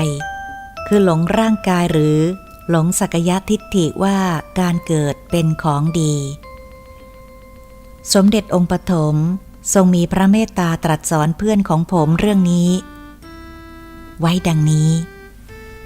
1. ให้พิจารณาความจริงของขันธ์ห้าว่ามีทุกอย่างนี้อยู่เป็นปกติไล่สอบอารมณ์ของจิตว่าเกาะติดอยู่ในขันธ์ห้าขนาดไหนและให้พิจารณาว่าทำไมเจ้าจึงต้องมีกรรมใดที่ทำจะต้องเจ็บป่วยอย่างนี้ 2. เหตุเกิดเพราะจากกรรมปาณาติบาตในชาติก่อนซึ่งเจ้าทำเอาไว้เองเมื่อความเจ็บป่วยปรากฏก็จงอย่าโทษใครโทษใจตนเองที่สร้างกรรมนี้ให้เกิดและจุดที่โง่ที่สุดก็คือความปรารถนาอยากจะมีร่างกายเยี่ยงนี้ในการก่อนจึงทำให้เจ้าเกิดมามีร่างกายเยี่ยงนี้อีก 3. การป่วยมันมีทุกๆชาติแต่เจ้าก็ไม่จำไม่เข็ดในการมีร่างกายการแก่มันก็มีทุกๆชาติแม้บางชาติอาจจะตายตั้งแต่เด็กหรือเป็นหนุ่มเป็นสาวก็ยังมีคนอื่นแก่ให้เห็นอยู่ทุกชาติแต่เจ้าก็ไม่จำไม่เข็ดในการมีร่างกายการพลัดพรากจากของรักของชอบใจก็มีทุกชาติแต่เจ้าก็ไม่จำไม่เข็ดในการมีร่างกายการกระทบกระทั่งกับอารมณ์ที่ไม่ชอบใจความปรารถนาไม่สมหวังก็มีทุกชาติแต่เจ้าก็ไม่จำความตายก็มีทุกชาติแต่เจ้าก็ไม่จำไม่เข็ดในการมีร่างกาย 4. จำอยู่แต่อย่างเดียวว่าการเกิดเป็นของดีร่างกายมันจะไม่เจ็บไม่แก่ไม่ตายกินอิ่มนอนหลับแล้วมันไม่ตายได้คนสัตว์วัตถุธาตุมาครอบครองก็สมหวังโดยไม่คิดว่ามันจะพรากจากเราไปหลงอยู่ในลาภยศสรรเสริญสุขลืมทุกสิ่งทุกอย่างว่ามันจะต้องเสื่อมไปนี่ภัยใหญ่ 5. หลงใหญ่คือหลงร่างกายหรือหลงในสักยทิฏฐินี้จึงทำให้เจ้าไม่รู้จักจำไม่รู้จักเข็ดจากความเกิดมีร่างกายเหล่านี้จึงพึงมีสติกำหนดรู้ตามความเป็นจริงของร่างกายให้เห็นกรรมทั้งหลายมาแต่เหตุและจงพยายามระงับเพราะยังตัดกันไม่ได้ก็พึงระงับไว้ชั่วคราวด้วยการพิจารณาดับเหตุแห่งกรรมนั้นเพื่อนผมก็คิดในใจว่าหากตายตอนนี้ก็ขอไปพระนิพพาน 6. ทรงตรัสว่าแค่นึกก็ยังไปไม่ได้ จะต้องชำระอารมณ์ของจิตให้ผ่องใสเอาไว้ด้วยเกาะเวทนาอยู่อย่างนี้ก็ยังได้ชื่อว่าเกาะในขันธ์ห้าอยู่จะไปได้อย่างไร 7. ก็ให้พึงคิดอย่างท่านพระอัสสชิคิดเมื่อท่านได้รับคำเตือนจากองค์สมเด็จปัจจุบันว่าเมื่อรูปเวทนาสัญญาสังขารวิญญาณนั้นไม่ใช่เธอจึงยังทรงความดีในพุทธศาสนาขันธ์ห้าตัวไหนบ้างที่เป็นของเจ้ามันใช่เจ้าหรือ 8. ในเมื่อเจ้าไม่ต้องการเกิดอีกก็ต้องพิจารณาไปให้ถึงที่สุดโดยไม่ต้องกลัวตายทุกขเวทนาที่บีบคั้นทางร่างกายอยู่ในเวลานี้ก็จะเป็นทุกขเวทนาครั้งสุดท้ายในชาตินี้ชาติต่อๆไปเราจะไม่ต้องกลับมามีร่างกายอย่างนี้ให้ได้รับทุกขเวทนาอีก 9. ดูอารมณ์ของจิตเข้าไว้อย่าให้มันเกาะทุกขเวทนาของร่างกายให้มากนักพิจารณาไปให้ถึงตัวธรรมดาแล้วจิตจะวางทุกขเวทนานั้นจะไม่หนักใจไปกับอาการของร่างกายเลยนี้เป็นการเข้าสู่อารมณ์สังขารุปเปกขาญาณอย่างอ่อนๆนะและพึงปฏิบัติให้ได้ด้วย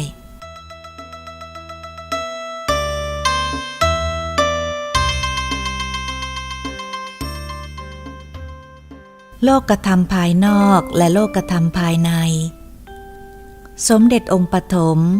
ทรงมีพระเมตตาตรัสสอนเรื่องนี้ไว้ดังนี้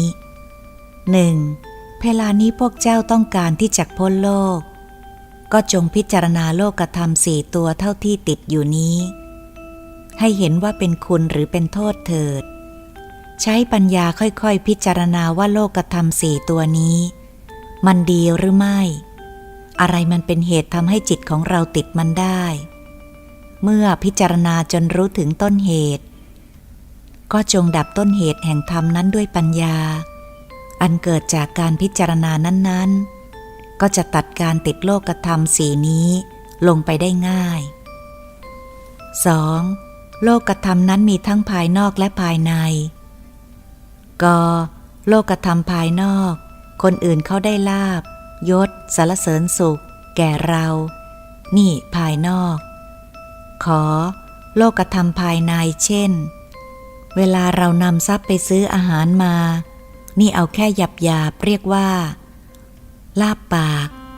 เราทำลาภให้เกิดแก่ตัวเราเองเราติดในลาภนั้นไหมยศสมมุติคุณหมอเป็นนายพลยังไม่ออกจากราชการได้รับการแต่งตั้งมาแล้วเคยไหมที่จักปลื้มใจเวลาที่เราได้พลโทต่อไปเราจักได้พลเอกนี่แต่งตั้งยศให้ตัวเองเสร็จนึกปลื้มใจในยศว่าเราต้องได้ตำแหน่งสูงขึ้นให้ยศกับตัวเอง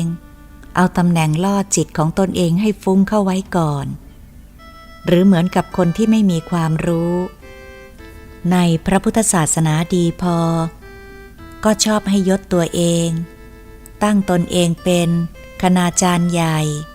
เที่ยวสอนคนให้ไปประพฤติผิดไปอุปมาอย่างนี้ชัดไหมก็รับว่าชัด 3. หรืออย่างที่เจ้าศึกษาพระไตรปิฎกภิกษุณีอยากมีชื่อเสียงเรื่องลือเอาของกำนันไปเป็นสินจ้างให้เหล่านักฟ้อนร้องรำแต่งเพลงเชียร์สรรเสริญชื่อเสียงของตนให้เลื่องลือขจรไกลนี่เป็นการให้ยศและให้สรรเสริญแก่ตนเองเสร็จสับในตัว 4. อันหนึ่งการสรรเสริญตนเองคือการสรรเสริญขันธ์ห้านี่สิเห็นชัดบางขณะอาบน้ำอยู่ชมตนเองว่าร่างกายนี้มันสวยดีนะผิวดีนะมันไม่สกปรกเท่าชาวบ้านเขาหรือบางขณะหวีผมอยู่ผมนี่มันดีนะยังไม่ขาวงอกเท่ากับคนในวัยเดียวกันหน้าตาเรายังเข้าท่าอยู่ไม่แก่เท่ากับคนวัยเดียวกันนี่ตัวสรรเสริญที่ให้กับตัวเองมันร้ายยิ่งกว่าคำสรรเสริญที่ได้มาจากภายนอกเสียอีก 5. สุขก็เช่นกันการบริโภคอาหารให้กับตนเองมีรสอร่อยคิดว่าเป็นสุขการนอนอย่างสบายไม่คิดว่าร่างกายจะตายเพลิดเพลินในการนอนก็คิดว่าสุข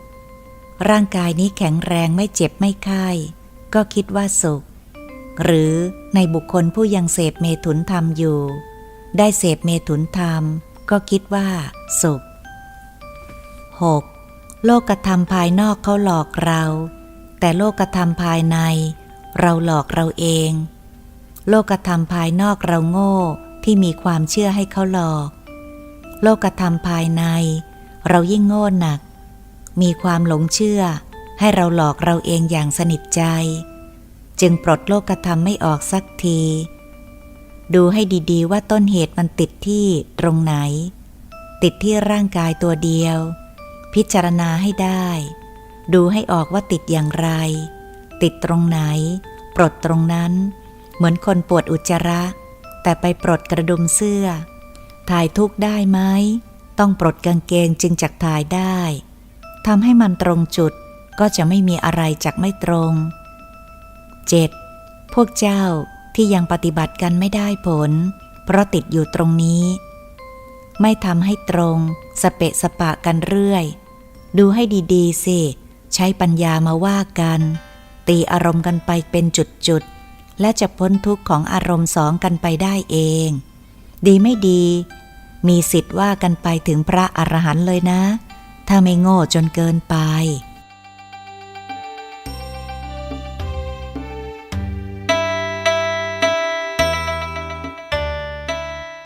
ศัตรูของโลกธรรม 8คือศีลสมาธิปัญญาสมเด็จองค์ปฐมทรงมีพระเมตตาตรัสสอนเรื่องนี้ต่อดังนี้ 1. ศัตรูของโลกธรรม 8คือศีลสมาธิปัญญาที่ตถาคตยกอุปมาเพียงโลกธรรม 4เพราะจุดนี้ติดมากและเป็นการถูกต้องที่นำมาพิจารณาจนครบ 8ทั้งโลกธรรมภายนอกและภายในดูอารมณ์จิตของตนเองเอาไว้ให้ดีมันหวั่นไหวกลับไปกลับมาอยู่ในอารมณ์ทั้ง8ประการนี้จักพอใจก็ดีไม่พอใจก็ดีไม่ถูกทั้งคู่ครั้นจะให้จิตอยู่ในอารมณ์อัพยากฤิตทรงความเฉยๆอยู่โดยไม่มีฐานรองรับก็เป็นการยากมันอยู่ไม่ได้นานเพราะฉะนั้นจึงต้องหาหลักปักไว้ให้เครื่องยึดให้อารมณ์เฉยนั้นทรงตัวเข้าไว้ 2. เบื้องต้นเป็นอันดับแรกคือสมถภาวนาในอานาปานสติกรรมฐานรู้ลมเข้าออกเข้าไว้เป็นการบังคับจิตให้อยู่ในความสงบของอารมณ์ฌานได้ระยะหนึ่งแล้วอันดับนี้ต้องเรียกว่ามีสมาธิกำหนดรู้คือตั้งใจทำกันให้จริงๆไม่ใช่ทำบ้างหยุดบ้างขี้เกียจก็เลิกขยันก็ทำอย่างนี้ก็ไม่ใช่เรื่องเหมือนคนที่มีตุ่มใส่น้ำใช้เห็นมันพร่องอยู่ค่อนตุ่มทั้งที่จะต้องตักน้ำเติมอยู่แล้วแต่ขี้เกียจทำไม่เอาว่ะยังพอมีใช้วันหลังค่อยตักก็ได้มีสภาพจิตมันบิดตระกูดอยู่อย่างนี้ตลอดเวลาจึงหาความเพียรจริงๆไม่ได้สักที 3. เมื่อรู้ลมเข้าลมออกจะควบคุมคำภาวนาได้ด้วยยิ่งดีหรือจะบวกภาพพระอรหันต์เป็นกสิณให้จิตทรงตัวได้ก็ยิ่งดีเมื่อจิตมีกำลังถอนออกจากสมาธิมาพิจารณาหรือวิปัสสนาสภาพของขันธ์ห้าหากเกิดอารมณ์เบื่อร่างกายให้พยายามวางเฉยลงในกฎธรรมดาของร่างกายกำหนดพิจารณารู้ลมหายใจเข้าออกให้เป็นวิปัสสนาญาณเห็นลมหายใจเข้าออกก็ไม่เที่ยงสักวันหนึ่งเมื่อมันหยุดหายใจร่างกายนี้ก็จะต้องตายไปตามกฎของธรรมดาไตรลักษณญาณคลุมหมดธรรมดาของมันเป็นอย่างนั้น 5. ถ้าเรายังมีความเบื่อหน่ายมีอารมณ์หดหู่ก็ถือว่าเป็นอารมณ์เศร้าหมองมีความไม่พอใจ ฝืนกฎธรรมดาควรจักปล่อยวางไม่ใช่ไปเศร้ากับใจไม่ใช่ไปเศร้าใจกับกฎธรรมดานั้นนี่มันทุกข์กับไตรลักษณ์เสียแล้วหรือความทุกข์ของร่างกายหรือไตรลักษณ์นี้ฝืนไม่ได้จักเศร้าเสียใจไปกับมันทำไมเพราะธรรมดาของมันเที่ยงอยู่อย่างนั้นมันมีเกิดแล้วแก่เจ็บตายพลัดพรากจากของรักของชอบใจเป็นธรรมดาเราก็วางเฉยในมันเพราะรู้ด้วยปัญญาว่าร่างกายนี้มันไม่ใช่ตัวตนของเราหรือของใครมันเป็นกฎไตรลักษณ์คือธรรมดาของมันเป็นอย่างนี้เองพิจารณาไปให้จิตมันสงบจนกระทั่งมันยอมรับนับถือกฎธรรมดาจิตก็จักเป็นสุขคือวางเฉยในไตรลักษณ์ได้ทำให้ดีๆนะจักได้ถึงพระอรหันต์ไม่ยากนัก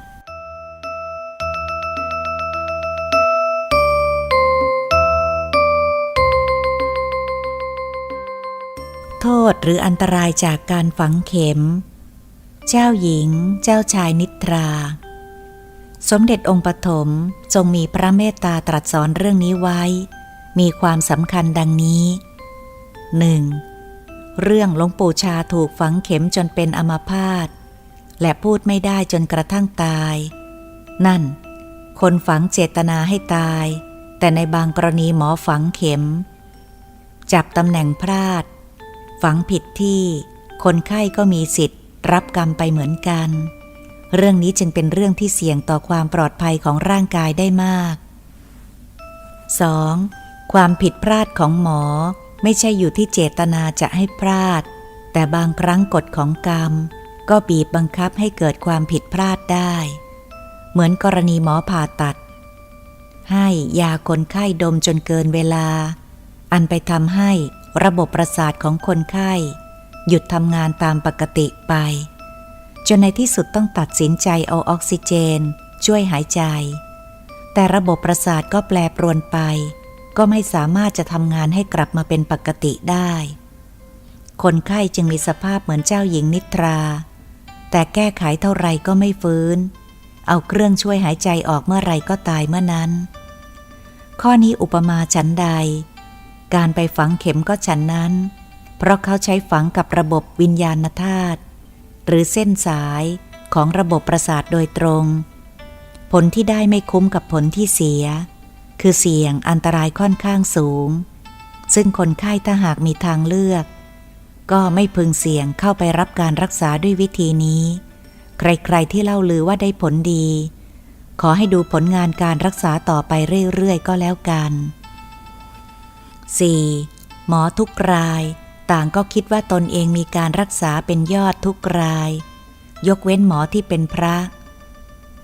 ในวงเล็บทรงหมายถึงท่านเป็นพระทั้งกายและใจท่านตัดสังโยชน์ได้หมดแล้วเลิกหวังผลการมีชื่อเสียงตอบแทนแล้วในวงเล็บหมายถึงพระที่ไม่ติดในโลกธรรม8แล้วหรือพระอรหันต์นั่นเองนั้นท่านไม่จำเป็นจะต้องโฆษณาตนเองใครไปหามีกรรมฐานผูกกับท่านก็รักษาให้ยิ่งมีศรัทธาในฐานะลูกศิษย์ขององค์สมเด็จพระชินสีห์ด้วยกันท่านยิ่งมีเมตตาสงเคราะห์ให้มาก 5. เรื่องนี้พระองค์ทรงหมายถึงหลวงปู่ไวยนั่นเอง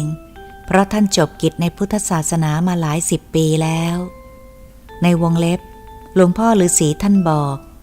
ก่อนบวชท่านก็เป็นหมอแผนปัจจุบันเป็นหมอศัลยแพทย์มีความรู้เรื่องระบบประสาทของร่างกายมนุษย์เป็นอย่างดีท่านเล่าให้ผมฟังเป็นส่วนตัวว่าท่านคิดว่าท่านรู้ระบบประสาทตามตำราแพทย์เป็นอย่างดีแต่พอไปพบพระพุทธเจ้าท่านรู้มากกว่าท่านสุดประมาณในเรื่องระบบประสาทสัมผัสของร่างกายนี้ผมขอเขียนไว้เท่านี้ 6. ทรงตรัสเน้นว่าเส้นปลายระบบประสาทบางอันเล็กยิ่งกว่าเส้นผมถ้าแทงพลาดนิดเดียวก็จะมีอันตรายเกิดขึ้นได้เอาเข็มจิ้มหลายครั้งความบอบช้ำของเส้นประสาทก็มีมากอาจจะขาดไปเลยก็เป็นได้ หากชำรุดเสียหายแล้วมันไม่มีตัวใหม่เกิดขึ้นมาทดแทนได้เลยนี่ว่ากันด้วยเหตุผล 7. สมัยท่านฤาษีอยู่นอกจากนักบวชที่ฝังเข็มให้หลวงปู่ชาเป็นอัมพาตจะมาขอฝังเข็มให้ท่านแล้วก็ยังมีหมอชินแสจีนต่างๆโดยลูกศิษย์หามาบ้างเสนอตัวเข้ามาบ้างเพื่อขอฝังเข็มให้ท่านฤาษีแต่ถูกปฏิเสธทุกรายเพราะท่านฤาษีทราบผลเสียหายที่จะเกิดแก่วิญญาณธาตุนี้และเรื่องนี้ท่านก็ได้ถามพระพุทธเจ้ามีอธิบายชัดมาตามข้างต้นนี้ท่านฤาษีจึงไม่ยอมให้ใครมาฝังเข็มให้เป็นอันขาด 8. พระอรหันต์ไม่มีใครอยากอยู่เพราะร่างกายเป็นทุกข์ก็จริงอยู่แต่พระอรหันต์ก็จำเป็นต้องอยู่เพื่อเป็นหลักให้แก่พุทธศาสนาการทรงขันธ์ห้าเอาไว้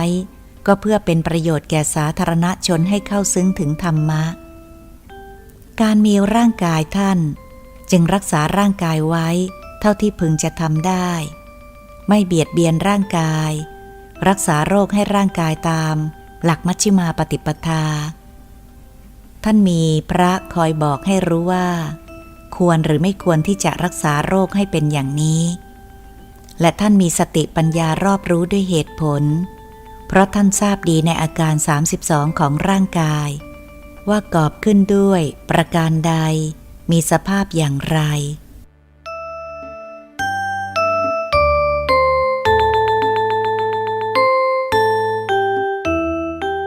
พระภิกษุณีไม่มีแต่ผู้หญิงมีกัปติรฉานคถา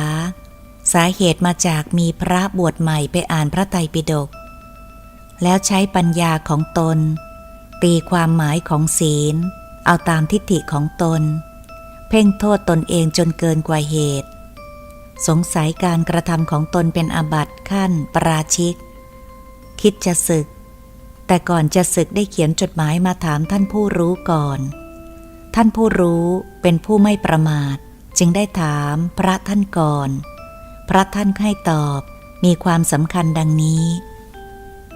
1. อานาปานสติเป็นฐานใหญ่ของการปฏิบัติกรรมฐาน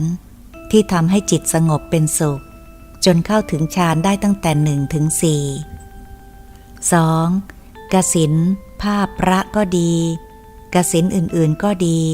ช่วยระงับโทสะจริตได้อย่างดีใครทำได้จิตสงบได้เร็ว 3. การปฏิบัติพระกรรมฐานเขาเอาผลหรือคุณภาพเป็นหลักไม่ถือเอาเวลานานไม่นานเป็นสำคัญ 4. การบวชพระศึกเมื่อไรโง่เมื่อนั้นเพราะพระแปลว่าผู้รู้ผู้ประเสริฐเขาบวชพระเพื่อตัดสังโยชน์ 10หรือเพื่อตัดวิชาซึ่งแปลว่าโง่บวชเพื่อให้หายโง่ดังนั้นศึกไปเมื่อไรก็ขาดการเป็นพระก็โง่เมื่อนั้นความจริงเป็นพระไม่ใช่อยู่พิธีการบวชโกนผมห่มผ้าเหลืองแต่ความเป็นพระอยู่ที่ใจมีศีลปาติโมกข์ครบ227ดังนั้นคฤหัสถ์ก็เป็นพระได้โดยการบวชใจทำจิตใจให้เป็นพระโดยรักษาศีล5 ข้อหรือ8 ข้อให้เต็มและบริสุทธิ์เท่านั้นก็เป็นพระได้เช่นนางวิสาขาเมียพรานกกุตมิตรซึ่งมีอายุแค่7 ขวบได้ฟังเทศจากพระพุทธเจ้าครั้งแรกก็มีดวงตาเห็นธรรมพระพุทธองค์ทรงตรัสเรียกว่าเป็นพระโสดาบันแล้วเป็นต้น 5. ขณะนี้ภิกษุณีไม่มีแต่ผู้หญิงมีภิกษุที่กล่าวสอนภิกษุณีผู้หญิงเพราะโลภหวังได้ลาภสักการะแก่ตนเองไม่มีธรรมแท้แจกก็ให้แค่หัวข้อเล็กน้อยแล้วกล่าวไปด้วยติรฉานคถาสอนแก่พวกผู้หญิงเพราะโลภหวังลาภสักการะบ้างหวังความสรรเสริญเยินยอบ้างให้ศึกษาพระไตรปิฎกเพื่อให้ทราบความจริงที่จุดนี้ต่างหาก 6. พระธรรมอยู่ตรงนี้เป็นของเที่ยง แต่เพศสมณะคือภิกษุณีนั้นไม่เที่ยงหมดไปแล้วแต่ธรรมนั้นคงอยู่นี่เป็นอริยสัจเพราะผู้บวชแล้วไม่เข้าใจในธรรมแต่มุ่งหวังสอนผู้อื่นโดยทะนงตนว่ารู้กล่าวพุทธพจน์เพียงเล็กน้อยแล้วนำอุปทานของตนกล่าวออกไปเป็นทำนองติรฉานคถาบุคคลผู้นั้นสร้างทุกข์ให้แก่ตนเองเพราะเป็นมิจฉาทิฏฐิผลที่สุดกฎของกรรมอันนี้จักส่งให้บุคคลผู้นั้นต้องลงอบายภูมิ 7. นักบวชพวกอวดอุตริมนุษยธรรมแสดงธรรมหรือกรรมที่ไม่มีในตนมีโทษถึงขั้นปาราชิกเป็นการทำลายพระพุทธศาสนาโดยตรงอุปมาเหมือนโจรปล้นพระศาสนาของตถาคตทีเดียว 8. บุคคลผู้ไม่รู้จริงและนักบวชมักจะโอ้อวดธรรมที่ไม่มีในตนอ้างพระธรรมคำสั่งสอนของตถาคตนำหน้าแต่มักจะสอดแทรกความคิดเห็นส่วนตนตีความหมายของธรรมนั้นตามอุปทานของตนกล่าวเป็นเชิงโอ้อวดหลงตนว่าดีแล้วยิ่งพูดมากก็ยิ่งผิดมากเบียดเบียนตนเองเบียดเบียนผู้อื่นเบียดเบียนทั้งตนเองและผู้อื่น 9. คำสรรเสริญของชาวโลกส่วนใหญ่สรรเสริญเพื่อหวังผลตอบแทนยกพระพุทธเจ้าพระธรรมพระอริยสงฆ์ขึ้นบังหน้าหวังชื่อเสียงหวังลาภสักการะหวังยศแต่ไม่ได้หวังปฏิบัติตามพระธรรมคำสั่งสอนสรรเสริญอย่างนี้มีเยอะในสมัยนี้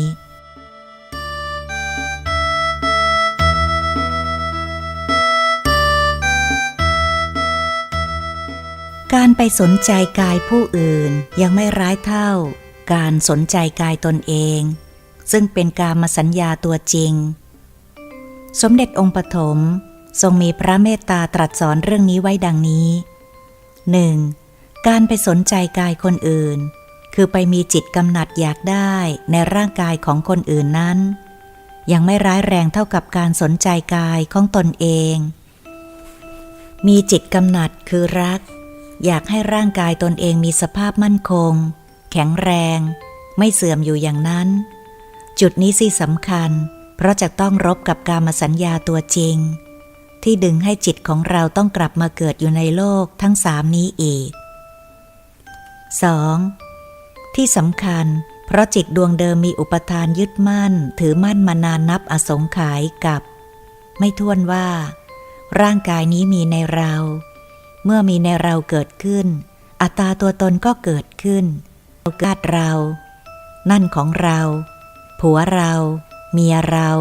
ยึดมั่นถือมั่นไปหมดนี่เป็นกามตัณหาเป็นอารมณ์พอใจในรูปหรือว่าร่างกายของตนเป็นต้นเหตุเมื่อมีเราก็ต้องมีเขามีพวกเราก็มีพวกเขาถ้ากรรมผูกพันกันมาทางดีกุศลนำหน้าก็ถูกชะตากันเป็นผู้ที่มีความพอใจกันแต่ถ้าหากมีกรรมผูกพันกันมาทางร้ายอกุศลนำหน้าก็ไม่ถูกชะตากันเป็นผู้มีความไม่พอใจซึ่งกันและกันนี่เป็นศัตรูเรานี่ไม่ใช่พวกเรามันพวกของเขานี่แหละเมื่ออัตตาเกิดขึ้นตัวเดียวทำให้จิตผูกพันยึดมั่นถือมั่นในอัตตาตัวนั้น 4. หากพวกเจ้าขยันหมั่นเพียรทำลายตัวยึดมั่นถือมั่นอยู่ในอัตตานี้กล่าวคือไม่เห็นว่าร่างกายมีเรามีเขาแต่ที่สำคัญจะต้องทำอสุภกรรมฐานภายในให้เกิดแก่ร่างกายของตนเองจนกระทั่งหมดความรู้สึกว่าร่างกายนี้กำหนัดอยากได้แล้วร่างกายของใครเล่าที่จะทำให้เราเกิดความกำหนัดอยากได้ 5. สภาพของร่างกายเหมือนกันหมดเมื่อลอกเนื้อลอกหนังออกอวัยวะภายในก็สกปรกไม่ว่าคนหรือสัตว์สกปรกเหมือนกันหมดพิจารณาไปเถิดตีให้มันแตกทั้งท่องทั้งจงอย่าละความเพียรทุกสิ่งทุกอย่างเป็นของได้ไม่ยากให้เข้าใจทำก็แล้วกัน 6. ทบทวนให้ช่ำชองไม่ใช่อ่านครั้งเดียวแล้วคิดว่าจำได้อย่างนั้นเป็นเพียงแค่สัญญา แต่หากนำมาทบทวนทำให้ช่ำชองปัญญาจะเกิดได้ที่ตรงนี้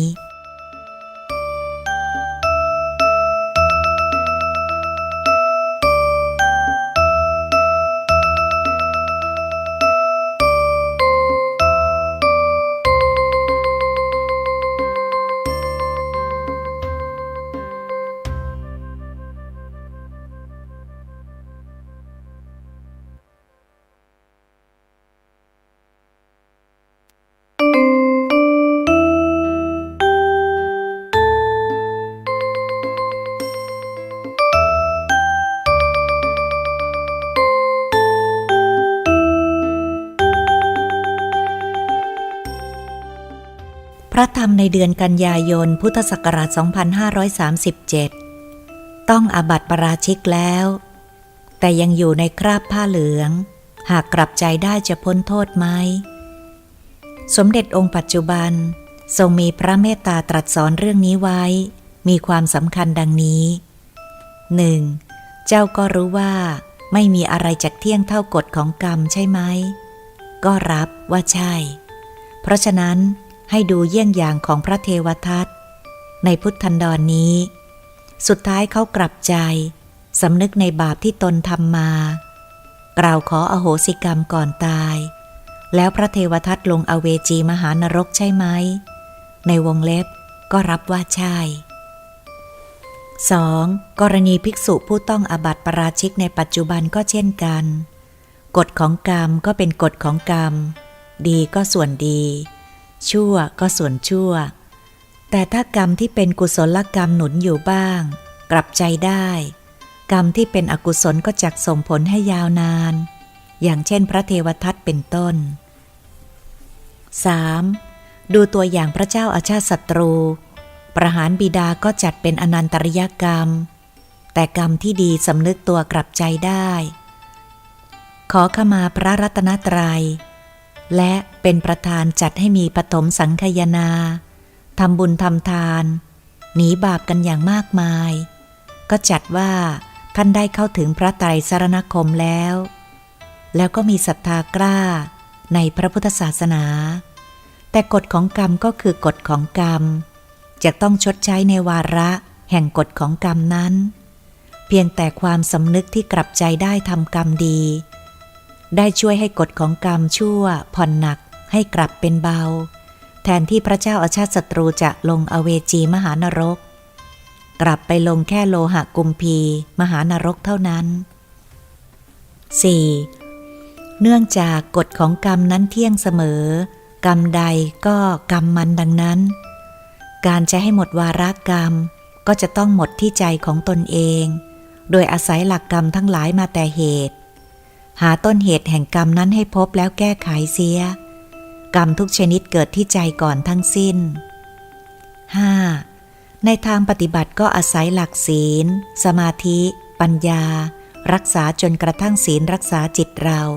ไม่ให้กระทำผิดศีลอีกเป็นอธิศีลใช้สังโยชน์10เป็นเครื่องวัดก็ตัดข้อ 1, 2 ถึง 3 ได้ก็พ้นกรรมที่ต้องตกอบายภูมิ 4ได้ถาวรต่อไปก็รักษาอารมณ์จิตของเราให้เป็นสมาธิหรือทรงฌานจนกระทั่งสมาธิรักษาจิตของเราไม่ให้เกิดอารมณ์2คือพอใจราคะโลภะกับไม่พอใจปฏิฆะและโทสะเป็นอธิจิตตัดสังโยชน์ข้อที่4ที่5ได้ก็พ้นจากการเกิดมีร่างกายในโลกมนุษย์ได้อย่างถาวรขั้นสุดท้ายก็ตัดสังโยชน์ที่เหลืออยู่อีก5ข้อซึ่งเป็นอารมณ์หลงละเอียดทั้งสิ้นทั้งหมดรวมลงในข้อที่10คืออวิชชาจุดนี้ต้องอาศัยอธิปัญญารู้แจ้งเห็นจริงในเรื่องของกองสังขารแห่งกายและแห่งจิตก็พ้นจากการเกิดเป็นนางฟ้าเทวดาและพรหมอย่างถาวรจุดที่ต้องไปก็คือพระนิพพานเท่านั้น 6. ให้ใช้พรหมวิหาร 4ให้จงหนักใกล้ครวญดูตามที่ตถาคตเคยตรัสสอนมาจงอย่าสนใจจริยาของผู้อื่นกรรมของผู้อื่น ใครเขาทำกรรมชั่วเขาก็ตกเป็นทาสของกิเลสน่าสงสารอยู่แล้วจงอย่าไปซ้ำเติมเขาจะเข้าตนเองเพราะจิตเราไปยินดียินร้ายกับกรรมชั่วของเขาเป็นการเบียดเบียนตัวเราเองสร้างกรรมต่อกรรมให้เกิดไม่ใช่ตัดกรรมหากเข้าใจจุดนี้การตัดกรรมก็เร็วขึ้นจึงต้องใช้ปัญญาพิจารณาให้เห็นเอาพรหมวิหารสี่เป็นหลักวางอารมณ์ของจิตให้ถูกถ้ามีความเพียรให้ถูกทางจริงๆไม่ช้าก็หลุดได้อย่างตอนที่เจ้าเพียรรักษาศีลนั่นแหละแม้แต่ยุงตัวเล็กๆเจ้าก็ตีเขาไม่ลงทำร้ายเขาไม่ได้ทั้งที่ยุงทำประโยชน์อะไรไม่ได้นี่เขาเป็นคนนะยังทำประโยชน์ได้ถ้าวาระกรรมที่เป็นกุศลให้ผลกับเขาหรือว่ายุงมันด่าไม่เป็นเหมือนคนพวกเจ้าเลยไม่โกรธยุงนานเหมือนโกรธคนคิดทบทวนให้ดีๆเพราะอารมณ์ปฏิฆะหรือไม่พอใจไม่ช่วยให้จิตของพวกเจ้าผ่องใสได้หรอกพยายามคิดเสียให้เข้าใจในธรรมะจุดนี้แล้วพวกเจ้าจะเข้าถึงธรรมดาแห่งธรรมะนี้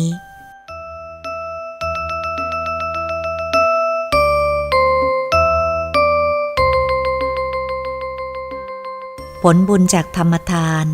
ซึ่งชนะทานทั้งปวงเพราะสร้างปัญญาให้เกิดสมเด็จองค์ปฐมทรงมีพระเมตตาตรัสสอนเรื่องนี้ไว้มีความสำคัญดังนี้ 1. การให้ทำเป็นทานคือการให้เขาอ่านหรือฟังหรือดูแล้วเกิดปัญญาเป็นการเพิ่มปัญญาบารมีให้กับตนเองด้วยและกับผู้อื่นด้วยจะทำให้มีปัญญาตัดกิเลสเป็นสมุจเฉทปหานะได้เข้าถึงพระนิพพานเร็วเข้า 2. อย่าลืมเราให้ทานอันใดเราย่อมได้ทานอันนั้นตอบสนองจากหวังผลหรือไม่หวังผลตอบแทนก็ตาม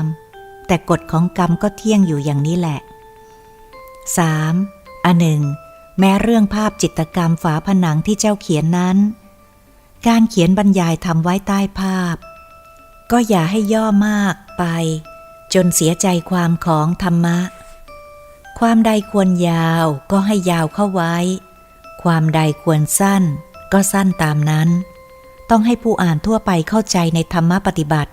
ได้เป็นสำคัญนั่นแหละจึงจักมีอานิสงส์ที่สมบูรณ์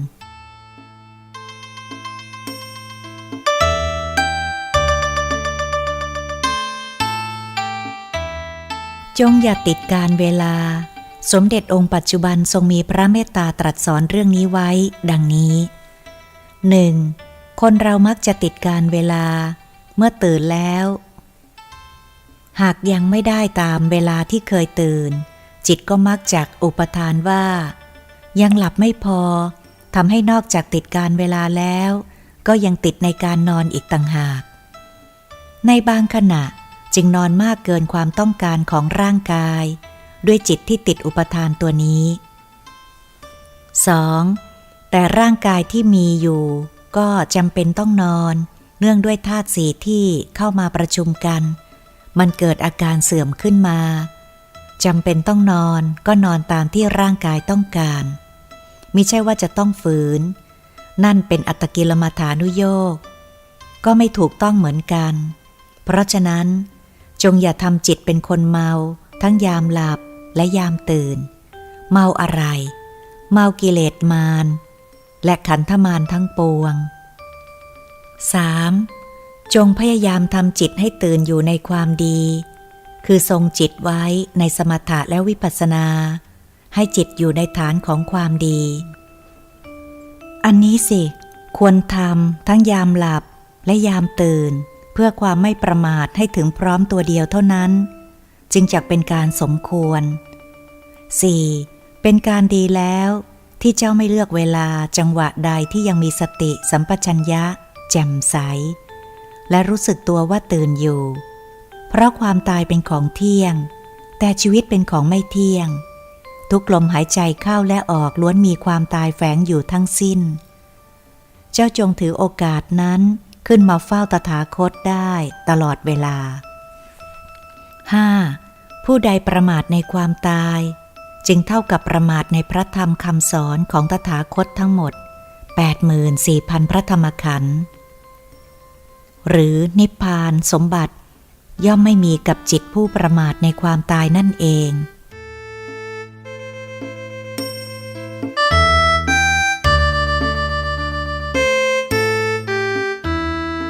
เพราะเหตุใดพระองค์จึงสอนแต่อริยสัจสมเด็จองค์ปัจจุบันทรงมีพระเมตตาตรัสสอนเรื่องนี้ไว้มีความสำคัญดังนี้ 1. อริยสัจคือความจริงที่พระพุทธเจ้าทุกๆพระองค์ทรงตรัสรู้ด้วยพระองค์เองเหมือนกันหมดเป็นตัวปัญญาสูงสุดในพระพุทธศาสนาและมีแต่เฉพาะพุทธศาสนาเท่านั้นศาสนาอื่นๆไม่มี 2. พระพุทธเจ้าทุกๆพระองค์ล้วนแต่ตรัสรู้ด้วยอริยสัจด้วยกันทั้งสิ้นแม้แต่พระสาวกของพระพุทธองค์ทุกท่านก็ล้วนจบกิจเป็นพระอรหันต์ด้วยอริยสัจมีทางนี้ทางเดียวทางอื่นไม่มี 3. ที่พวกเจ้าสงสัยเพราะเหตุใดพระองค์จึงสอนอริยสัจกับพรหมและเทวดาซึ่งไม่มีขันธ์ห้าก็เท่ากับท่านไม่มีทุกข์ในขณะนี้คำตอบก็คือเพราะพรหมเทวดานางฟ้ายังมีอารมณ์ไม่ถึงที่จะจบกิจได้จึงเรียกว่ายังมีทุกข์อยู่ 4. ที่พวกเจ้าสงสัยขึ้นมาครั้งใดก็ทรงแสดงอยู่เรื่องเดียวคืออริยสัจคำตอบก็คือนอกจากอริยสัจแล้วก็ไม่มีอันใดจักสอนอีกในพระพุทธศาสนานี้เพราะฉะนั้นตถาคตเจ้าจะตรัสสอนกี่แสนครั้งก็ย่อมไม่พ้นจากอริยสัจ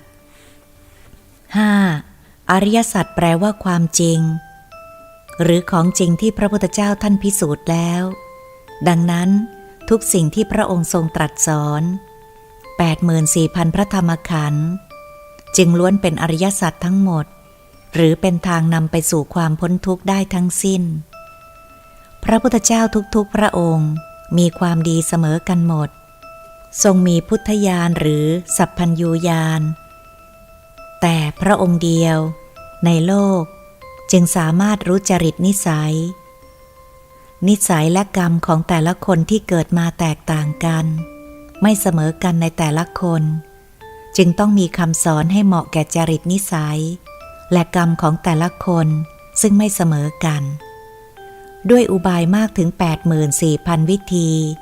ทุกวิธีก็ล้วนเป็นอริยสัจ 7. ที่พวกเจ้าสงสัยว่า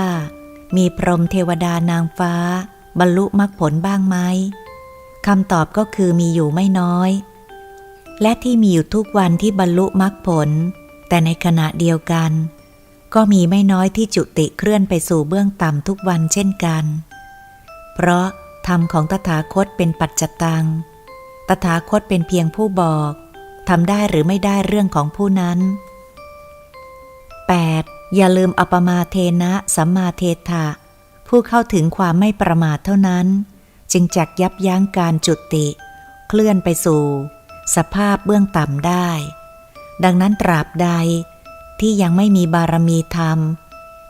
ถึงพระอนาคามีผลแล้ว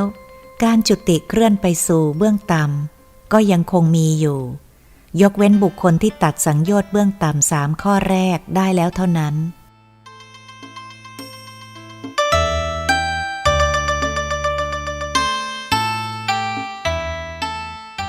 เวทนาไม่มีวันพักเพราะความหิวเป็นโรคอย่างยิ่ง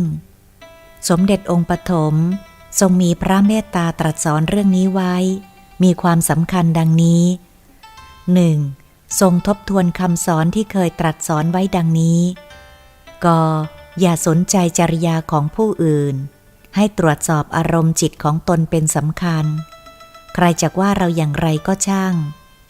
หากอารมณ์จิตของเราไม่เป็นไปตามคำเขาว่าก็ไม่รู้จักเดือดร้อนด้วยเหตุประการใดทุกอย่างเป็นไปตามกฎของกรรมขออย่าไปคิดห้ามนินทาสรรเสริญเพราะเป็นสภาวะปกติของชาวโลกใช้ปัญญาพิจารณาให้เข้าถึงอริยสัจ คือกฎของกรรมจิตจึงจะวางอารมณ์พอใจและไม่พอใจลงได้คอย่าไปคิดที่จะรบกับใครให้รบกับอารมณ์จิตของตนเองเท่านั้นเป็นพองอสังโยชน์คือกิเลสที่ร้อยรัดมิใช่ร้อยรัดผู้อื่นจริงๆแล้วจิตของเรานั่นแหละเกาะสังโยชน์ร้อยรัดตนเองเข้าไว้อย่างแน่นหนาจออย่าไปคิดตำหนิใครให้ตำหนิใจของตนเองก่อนและอย่าไปคิดแก้ไขกิเลสของใครให้คิดแก้ไขกิเลสของตนเองก่อน 2. การกระทำของพวกเจ้าในขณะนี้คือความประมาทเพราะพวกเจ้าก็รู้ว่าการป่วยไข้ไม่สบายเป็นกฎของกรรมปาณาติบาตและพวกเจ้าก็ยอมรับแต่พวกเจ้าวางอารมณ์ไม่ถึงสังขารุเปกขายานคือไม่ได้ใช้จิตพิจารณาให้ถึงตัวธรรมดาของขันธ์ห้าแต่ละคนยังอดบ่นอยู่ในใจถึงอาการทุกข์ที่เบียดเบียนอยู่นี้แต่ไม่รู้จักวางให้มันสนิทใจสักระยะหนึ่งก็ยังดีจิตเกาะเวทนาคิดว่ามันทุกข์มันปวดมันป่วยไข้ตัวร้อนทั้งที่รู้ว่าเวทนานี้มันไม่เที่ยง 3. เวทนามันมีวันพักให้มันไม่ใช่จักไม่สบายทุกวันใช่ไหมในวงเล็บก็ตกหลุมพรางของพระองค์ตอบว่าใช่ทรงตรัสว่าเจ้าตอบไม่ถูกเวทนาไม่มีวันพักยิ่งบุคคลเกาะขันธ์ห้ามากเท่าไรยิ่งมีเวทนามากขึ้นเท่านั้นกล่าวคืออาการป่วยไข้ไม่สบายเป็นทุกขเวทนานั้นประการหนึ่งแต่ทุกขเวทนาอันมาจากชิคัจฉาปรมาโรคานั้นเป็นเรื่องของคนทั่วไปไม่ได้นึกถึงแต่ในบุคคลผู้ปฏิบัติจะต้องนึกถึง 4. เวทนามีวันพักไหมในวงเล็บก็ตอบว่าไม่มีทรงตรัสว่าก็ยังตอบไม่ถูกเพราะในบุคคลที่เข้าถึงญาณสมาบัติหรือผู้ที่เข้าถึงความเป็นอริยเจ้าท่านพักเวทนาได้ด้วยสมถะและวิปัสสนายิ่งในระดับที่เข้านิโรธสมาบัติได้ท่านสามารถพักเวทนาของกายได้ครั้งหนึ่งร่วม15 วันก็ยังมี 5. ที่ตถาคตเจ้าทั้งหลายตรัสว่าเวทนานั้นไม่เที่ยงก็พึงดูทุกขเวทนาและสุขเวทนาไม่สุขไม่ทุกขเวทนาดูให้ครบวงจรตามดูตลอดเวลาอย่างนี้จึงจักรู้เท่าทันอารมณ์ของจิตดูเวทนาดูง่ายเช่นยามที่ได้รูปรสกลิ่นเสียงสัมผัสที่ถูกใจสุขเวทนาเกิดขึ้นแล้วทุกขเวทนาก็ดูง่ายเช่นยามได้รูปรสกลิ่นเสียงสัมผัสที่ไม่ถูกใจทุกขเวทนาก็เกิด 6. คำว่ารูปนั้นหมายถึงรูปภายนอกรูปภายในคือร่างกายของเราเองด้วยอาการเจ็บไข้ได้ป่วยนั้นคือรูปไม่ถูกใจสังเกตให้ดีๆนั่นเป็นอารมณ์อึดอัดขัดข้องคืออารมณ์ไม่ถูกใจเมื่อธรรมดาของรูปมันเป็นเช่นนั้นอึดอัดขัดข้องไปก็ไม่มีประโยชน์จิตเป็นทุกข์นี่อารมณ์เยี่ยงนี้ไล่เบี้ยกันบ้างหรือเปล่าอย่าเอาแต่จมอยู่กับทุกขเวทนาของร่างกายนะ 7. อันหนึ่งพวกเจ้าจักไปพระนิพพานงานที่ทำก็มุ่งให้คนอื่นเข้าได้บุญทำกุศลเพื่อมรรคผลนิพพานขันธมารมันก็จะเล่นงานหนักเป็นธรรมดาสร้างเจ้าหนี้ไว้เยอะลูกหนี้จากหนีแล้วเจ้าหนี้เขาถูกเราติดหนี้เอาไว้มากทั้งดอกทั้งต้นไม่รู้กี่อสงไขยกับไม่ไหวที่เกิดกันมาทุกๆชาติเนี่ยเอาเป็นว่านักการเกิดไม่ไหวก็แล้วกันเมื่อเกิดมาแล้วก็ต้องตายทุกชาติอย่างนี้ก็นับการตายไม่ไหวเหมือนกันเพราะฉะนั้นพวกเจ้าตั้งใจไว้เถิดเลิกเกิดเลิกตายกันเสียทีขอตายชาตินี้เป็นชาติสุดท้ายก่อนตายลูกหนี้ที่ดีก็จงใช้หนี้เจ้าหนี้เข้าไปด้วยปัญญาใครก็ตามก็จ่ายเข้าไป ไม่ช้าไม่นานร่างกายนี้มันก็พังแล้ว ตั้งใจไว้เราจะไม่กลับมามีร่างกายเยี่ยงนี้อีก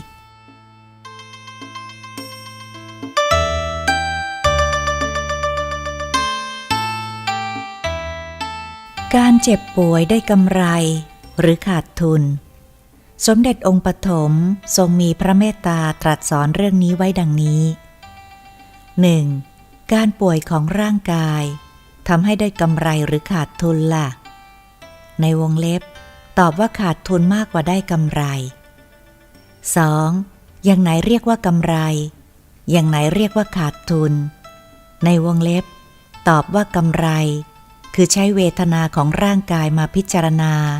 ให้เกิดประโยชน์ในการเจริญพระกรรมฐานส่วนขาดทุนก็คือถ้าจิตมีอารมณ์ไปเกาะทุกขเวทนาของร่างกายทำให้จิตเศร้าหมอง 3. ก็เป็นธรรมดาถ้าหากเจ้าจักได้กำไร 100% เจ้าก็เป็นพระอรหันต์แล้วเพราะฉะนั้นเมื่อเจ้ายังไม่ใช่พระอรหันต์ก็ต้องได้กำไรบ้างขาดทุนบ้างเป็นธรรมดาพิจารณาไปเถิดให้เกิดความช่ำชองสักวันหนึ่งเจ้าก็จะได้กำไรตลอดกาล 4. พยายามดูอารมณ์ที่เกาะติดร่างกายให้มากต้องหมั่นใช้ปัญญาพิจารณาให้เห็นว่ามันไม่มีในเราให้จงหนักในวงเล็บหมายถึงเวทนาของร่างกายไม่มีในเรายกกายคตาอสุภะมรณานุสติขึ้นมาควบคู่เข้าไว้กับอาการเวทนาของร่างกายจะเห็นได้ชัดว่าคำว่าสุขจริงๆไม่มีเลยสำหรับร่างกายนี้ 5. เมื่อพิจารณาจนเห็นได้ชัดเจนร่างกายของเรามันไม่มีสุขร่างกายของคนอื่นก็ไม่มีสุขเหมือนกันจุดนั้นเจ้าจะเกิดความสงสารตนเองเป็นอันมากเกิดมีพรหมวิหารสี่เข้ามาเต็มในใจรักสงสารจิตของตนเองรักสงสารจิตของคนอื่นที่มันต้องมาทุกข์อยู่กับร่างกายนี้เวลานั้นความอ่อนโยนของจิตจะเกิดขึ้นมากมุทิตามีกำลังสูงและมีอุเบกขาวางเฉยกับกฎของกรรมที่อันจะเกิดขึ้นได้อย่างไม่ยากเย็นมีกำลังสูงค่อยๆพิจารณากันไปนะคิดจนกว่าจิตจะยอมรับกฎของกรรมโดยความสงบ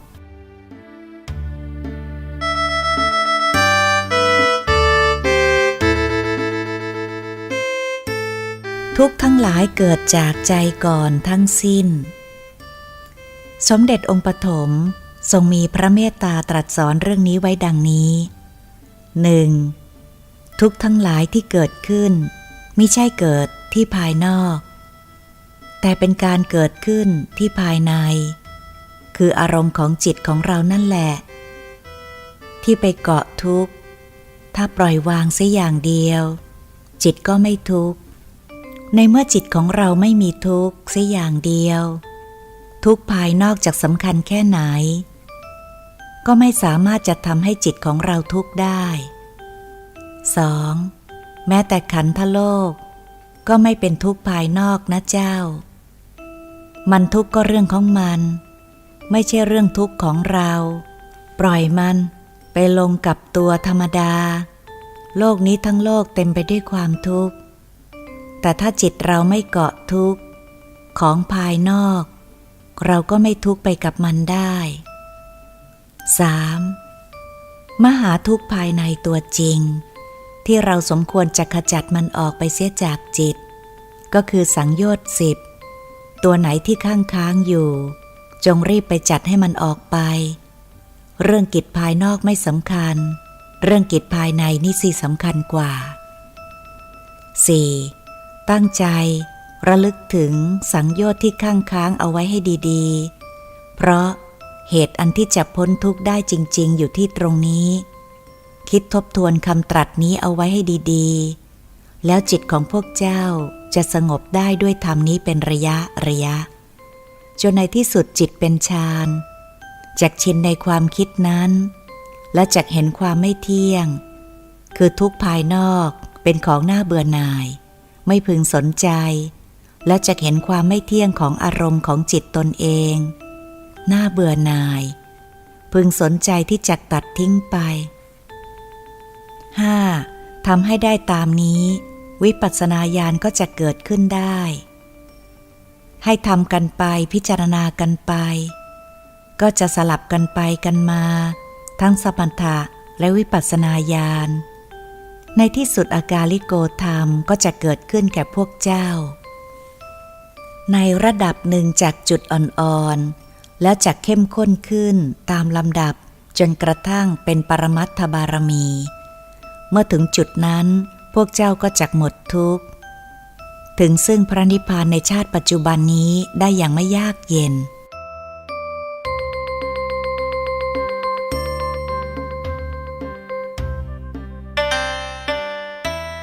อะไรคือธรรมปัจจุบันสมเด็จองค์ปฐมทรงมีพระเมตตาตรัสสอนเรื่องนี้ไว้มีความสำคัญดังนี้ 1. ทรงตรัสถามว่าอะไรคือธรรมปัจจุบันเพื่อนผมตอบว่าคือเรื่องที่เกิดอยู่ในปัจจุบัน 2. ไม่ใช่นั่นมันปัจจุบันของโลกภายนอกแต่ธรรมปัจจุบันจริงๆก็คืออารมณ์จิตที่เกิดขึ้นในขณะจิตหนึ่ง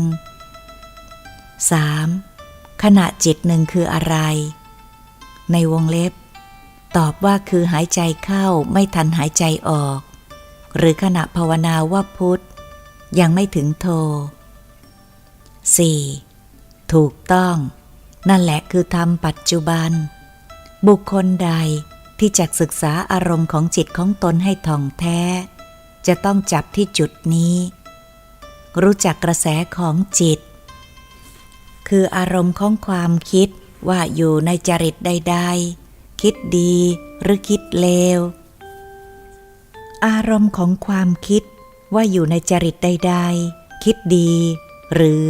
คิดเลวพระธรรม 84,000 พระธรรมขันธ์สอนให้แก้ตัวตัณหา3ในวงเล็บกามตัณหาภวตัณหาและวิภวตัณหาอยู่ที่จิตจุดเดียวถ้าไม่ทิ้งการกำหนดรู้ธรรมปัจจุบันของขณะจิตได้ทุกๆขณะมรรคผลนิพพานเกิดขึ้นได้ไม่ยาก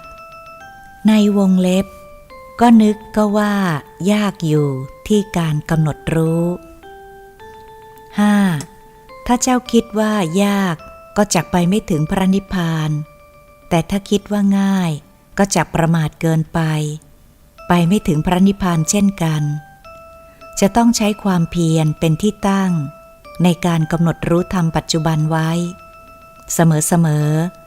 การพลั้งเผลอใหม่ๆย่อมมีบ้างเป็นธรรมดาแต่จงอย่าละความเพียรเสียอย่างเดียวเท่านั้น 6. หากทำได้สติสัมปชัญญะก็จะทรงตัวขอจงอย่าลืมอานาปานสติ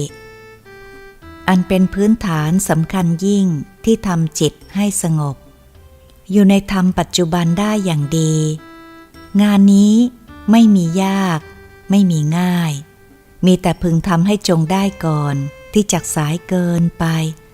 เพราะความตายมาเยือนร่างกายของพวกเจ้านี้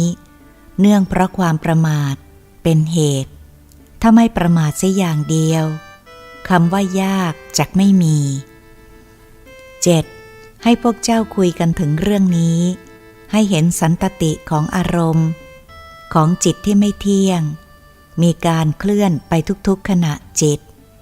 ถ้าพวกเจ้ารู้เท่าทันอารมณ์ของจิตในขณะหนึ่ง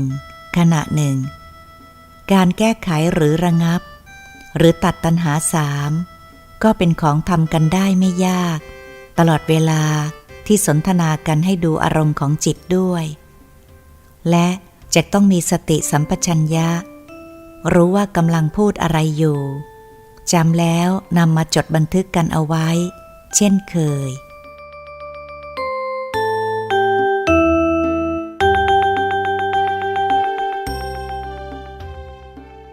ศีล3ระดับและอานาปานสติกรรมฐานหลวงปู่ไวยท่านมีเมตตาสอนเรื่องนี้ไว้ในความสำคัญดังนี้ 1. ศีล5หรือจุลศีลเน้นคุมกายให้เรียบร้อยจนเป็นอธิศีล ศีล8หรือมัชฌิมาศีลเน้นคุมจิตให้เรียบร้อยเรื่องกาม ราคะและปฏิฆะจนเป็นอธิจิต ศีล227หรือมหาศีลเป็นการควบคุมอารมณ์ของจิตให้เรียบร้อยโดยทำจิตให้ผ่องใสอยู่เสมอด้วยปัญญาจนเป็นอธิปัญญา 2. เมื่อกายวาจาใจถูกควบคุมด้วยศีล3ระดับเป็นปกติจนรวมเป็นหนึ่งแล้วคือมีศีลสมาธิปัญญารวมเป็นหนึ่งแล้วในวงเล็บเอโกธัมโมจะอยู่ที่ไหนก็เป็นสุข 3. บางคนคุยว่าเห็นนิพพานโดยไม่รู้จักหน้าตาของศีลรู้แค่ชื่อของศีล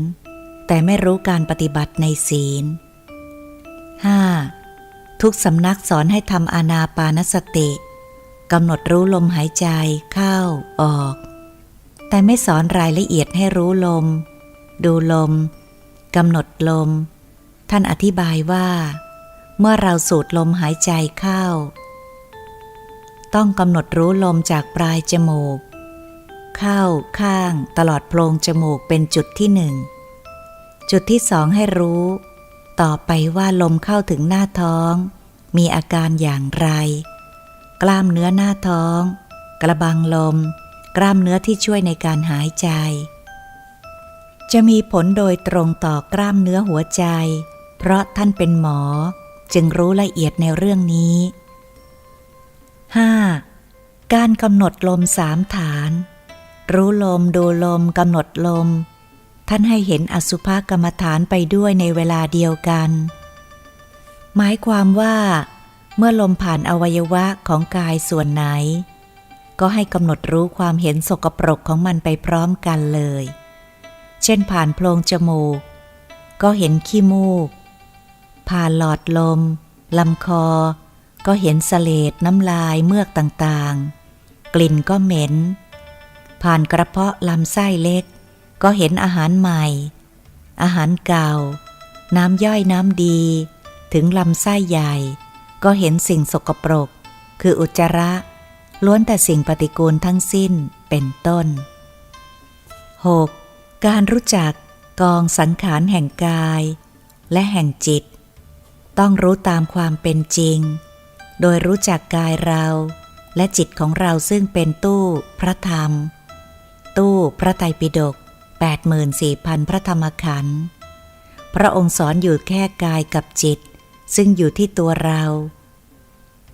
จิตเราทั้งสิ้น 7. หลวงปู่แนะให้ปฏิบัติตามมหาสติปัฏฐานเรื่องกายในกายรู้จริงตามนั้นเสียก่อน 8. บางคนปฏิบัติแล้วมาคุยให้ท่านฟังว่าได้ฌานโน่นฌานนี่ท่านว่าล้วนเป็นญาณตอแหลคือไม่รู้จริงบางคนมาวัดแล้วก็มาคุยอวดกับท่านก็สอนว่าเข้ามาวัดไม่ใช่มาวัดที่พระสงฆ์อยู่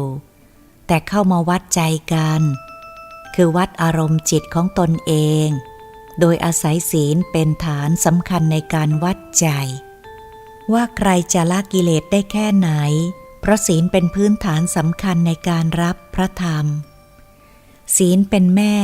หรือเป็นมารดาของพระธรรมต่อไปเขาก็วัดอารมณ์โกรธโลภหลงว่ามากขึ้นหรือน้อยลงเช่นเมื่อก่อนใครด่าเราด่าตอบทันที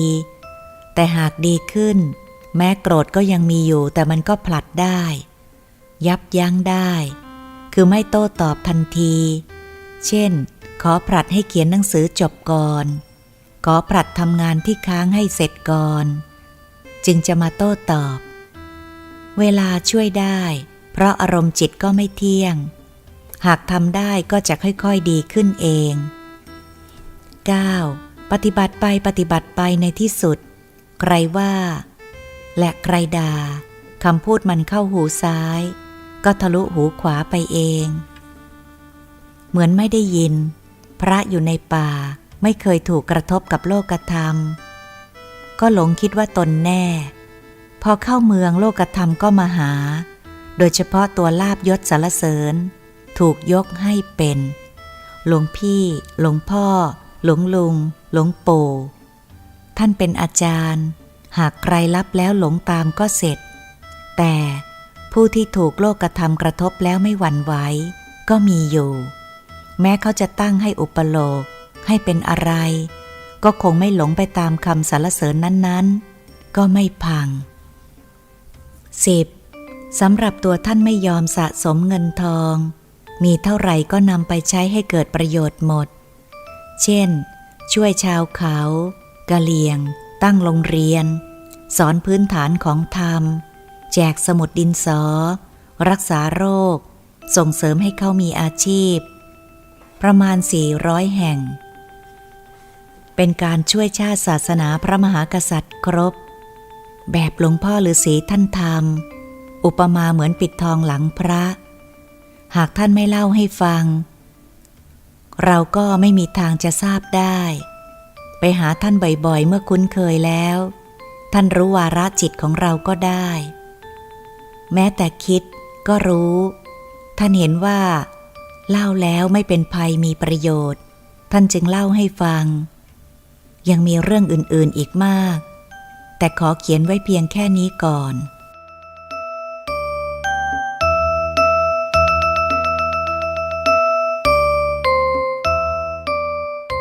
หลวงปู่ไวยเป็นพระแท้ๆที่ยังมีขันธ์ห้าอยู่สมเด็จองค์ปฐมทรงมีพระเมตตาตรัสสอนเรื่องนี้ไว้ดังนี้ 1. จำคำแนะนำของหลวงปู่ไวยเอาไว้ให้ดีๆท่านสอนตามพระพุทธเจ้าฟังแล้วนำมาคิดนำมาปฏิบัติด้วยโดยเฉพาะอย่างยิ่งอานาปานสติกรรมฐานกองนั้นหากทำตามที่ท่านแนะนำจะเป็นได้ทั้งสมถะและวิปัสสนาทำให้ถึงที่สุดกองเดียวได้ทั้งกายคตาบวกอสุภกรรมฐานพวกเจ้าก็เข้าถึงความเป็นพระอรหันต์ได้โดยง่ายขอให้คิดให้เป็นทำให้เป็นเท่านั้นใช้ความเพียรเป็นที่ตั้งก็ไม่เห็นจะมีอะไรยากขอให้ตั้งใจให้จริงๆเท่านั้นแหละ 2. การไปหาหลวงปู่ไวยสมควรที่พวกเจ้าจะนัดกันไปทุกเดือนเวลานี้อย่าไปคิดว่าจะไปเพื่อรักษาโรคเท่านั้นท่านให้ธรรมโอสถเป็นการไปรับการรักษาโรคทางใจอย่างแท้จริงต่างหาก 3. เวลานี้พวกเจ้าจักหาพระแท้ๆอันยังมีขันธ์ห้าอยู่จักแสดงธรรมให้ประจักษ์กับหูกับตากับใจให้ได้ยินให้ได้เห็นได้ทราบอย่างนี้นั้นนับวันจักหายากเต็มทีแล้วพวกเจ้าจะปล่อยโอกาสเหล่านี้ให้ทิ้งไปหรือหลวงปู่ไวยจักอยู่ได้สักกี่ปีร่างกายของท่านก็กร่อนลงไปทุกทีซึ่งเป็นธรรมดาของร่างกายเวลานี้ยังมีโอกาสแสดงธรรมให้พวกเจ้าได้ยินได้เห็นได้ทราบได้ก็จงไปหาท่านทุกเดือนเถิดอย่างน้อยเดือนละครั้งเช่นนี้เป็นของดีไปแล้วก็ให้ได้ธรรมกลับมานำมาปฏิบัติตามนั้นด้วยพวกเจ้าก็จะเจริญสมถะธรรมได้ก้าวหน้าไปอีกจุดหนึ่ง 4. ที่แนะนำให้ไปนี้มิใช่แนะนำให้ไปติดขันธ์ห้าของท่านนะให้ไปรับพระธรรมมาจากท่านส่วนหนึ่งซึ่งประมวลกันแล้วเข้าได้กับคำสอนของท่านฤาษีซึ่งล้วนแต่เป็นคำสอนของพระพุทธเจ้าพวกเจ้าจะได้เข้าใจยิ่งขึ้นไปว่าธรรมอันเป็นสายเดียวกันนั้นเป็นไปได้อย่างไรเอโกธัมโมก็มีความหยาบและความละเอียดเป็นขั้นๆไปตามนี้เช่นกันลงทุนไปกราบท่านหน่อย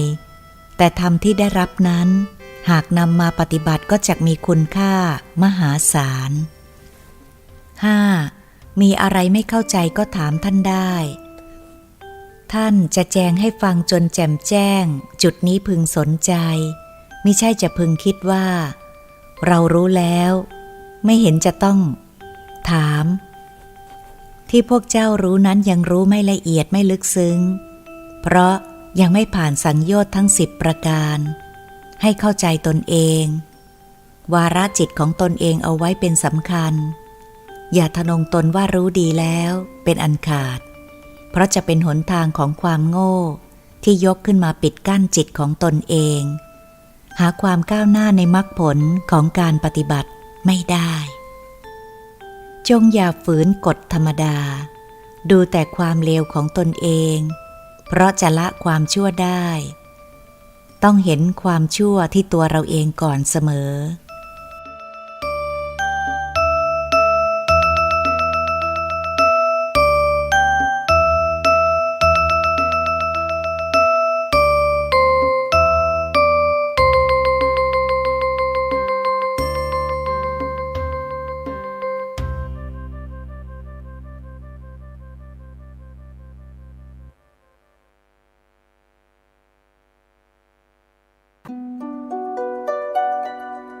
โปรดติดตามในตอนต่อไปสวัสดีครับ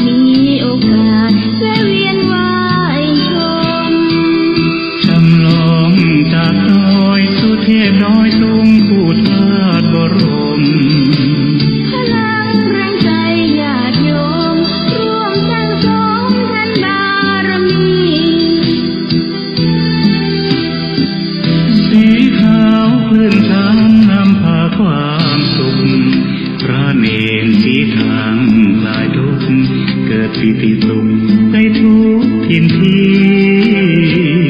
เปิดฟังธรรมะพระจัดรายการหลายคืนฟังร่วมสร้างมหาทานบารมีพระธาตุเจดีย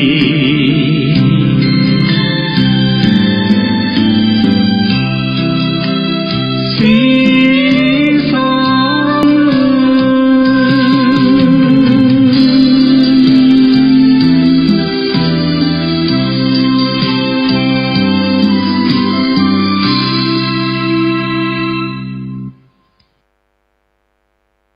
ขอนอบน้อมต่อพระรัตนตรัยแก้วเจ้าสามประการน้อมเอาคุณพระพุทธเจ้าคุณพระธรรมเจ้าคุณพระสังฆเจ้าคุณพระอรหันตเจ้าอริยสงฆ์เจ้าจู้ตนจู้องค์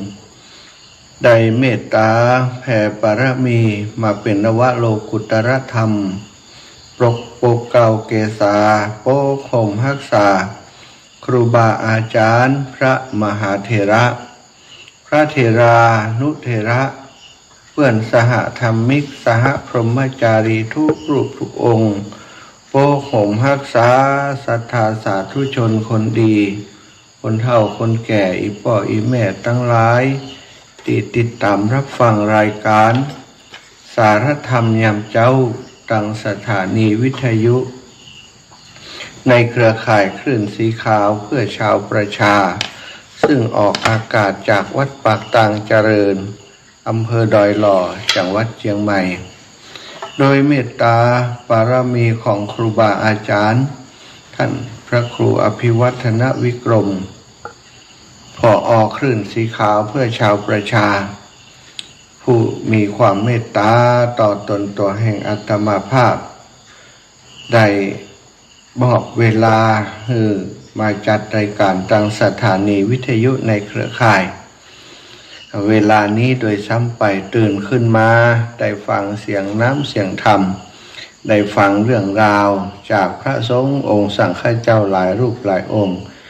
ที่ได้มาจัดรายการด้วยกันต่างสถานีวิทยุในเครือข่ายคลื่นสีขาวของเฮาที่นี่อาตมาภาพก็เป็นอีกรูปหนึ่งที่ได้มีโอกาสมาใช้พื้นที่ตรงนี้เวลานี้พบปะกับสถาญาติโยมทั้งหลายก็ต้องขอขอบคุณครูบาอาจารย์ท่านพระครูอภิวัตรและสถานีวิทยุทุกสถานีที่ได้เกาะสัญญาณลิงก์สัญญาณเชื่อมสัญญาณจากวัดปากตางเจริญไปสู่บ้านสู่จองของสถาญาติโยมในหลายพื้นที่ด้วยกันไม่ว่าจะเป็นเชียงใหม่เชียงรายลำพูนลำปางเมืองแปดเมืองน่านเนาะไปถึงกันหมดสถา8จังหวัดภาคเหนือ28 29สถานีบางช่วงบางเวลาก็10สถานี5สถานีว่ากันไปตามช่วงเวลาที่เปิ้นได้มอบให้กับทางคลื่นสีขาวคลื่นสีขาวก็คือคลื่นของความบริสุทธิ์ธรรมะมีอยู่2อย่างด้วยกันธรรมะเป็นธรรมกลางๆนะธรรมที่เป็นตัวดำธรรมที่เป็นตัวขาว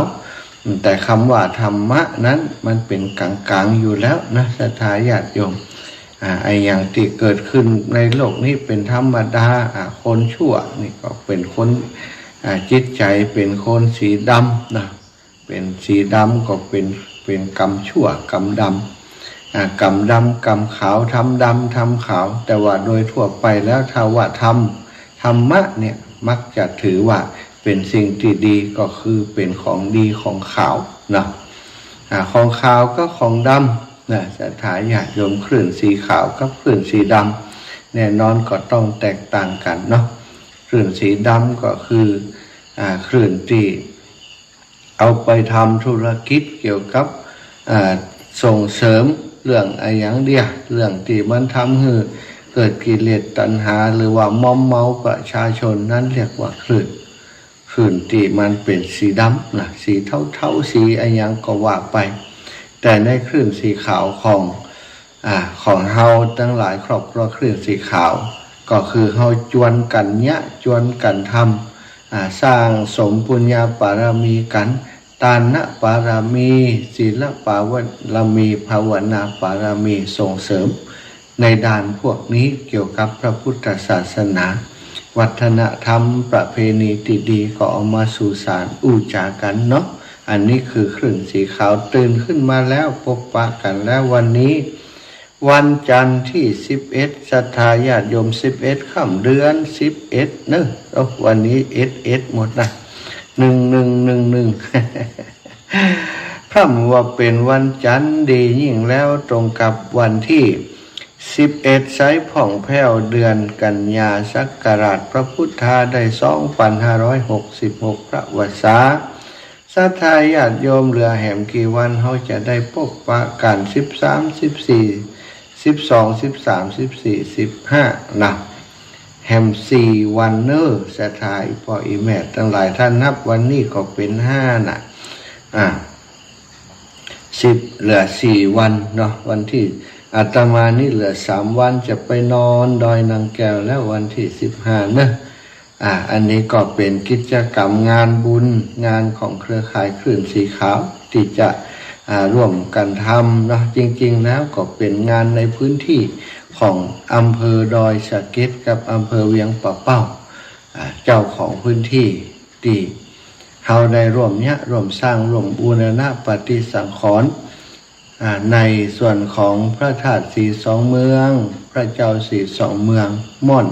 สีสองเมืองหรือว่าดอยนางแก้วเดิมนั่นเองสถานก็เป็นกิจกรรมที่ครูบาอาจารย์ได้ส่งเสริมได้เริ่มทำกันมาเป็นเวลาหลายปีแล้วตั้งแต่อดีตเดิมมาก็ถือว่าเป็น 4-50 ปีแล้วเนาะศรัทธาญาติโยมทั้งหลายครูบาอาจารย์คลื่นสีขาวของเฮาก็ไปหันไปสืบกำกึศของครูบาอาจารย์ยึดเจตนาเดิมเปิ้นสืบกำกึศยึดเจตนานำพาประชาชนไปในแนวทางที่ครูบาอาจารย์แต่ก่อนเก่าเปิ้นกึศเปิ้นดำริไว้เมื่อก่อนนี้กายไปหันนี่มีแต่สีวลึงปลัดคิกนี่ศรัทธาญาติโยมแดงปลึงหัวแดงปลือพล่าอยู่ตรงนั้นแม่นางแก้วเปิ้นชอบอย่างอันว่าไปปูจาไปบวงสรวงเปิ้นครูบาอาจารย์เปิ้นก็หานว่าบ้านเฮาเป็นเมืองพุทธอย่างใดว่านับถือแล้วจะได้ไปทำอย่างนี้นะเปิ้นก็เลยว่าเนี่ยอย่างได้จะดึงสติของคนทั้งหลายให้กลับมาหาน้ำหาธรรมมาเป็นสีขาวบ่ใช่งมงายเป็นสีเทาเป็นสีมัวเป็นสีมืดเป็นกิเลสเป็นตัณหาเป็นอวิชชาก็ปากันไปขึ้นลำตำสร้างเจ้าคุณมหาทรัพย์หลวงพ่อ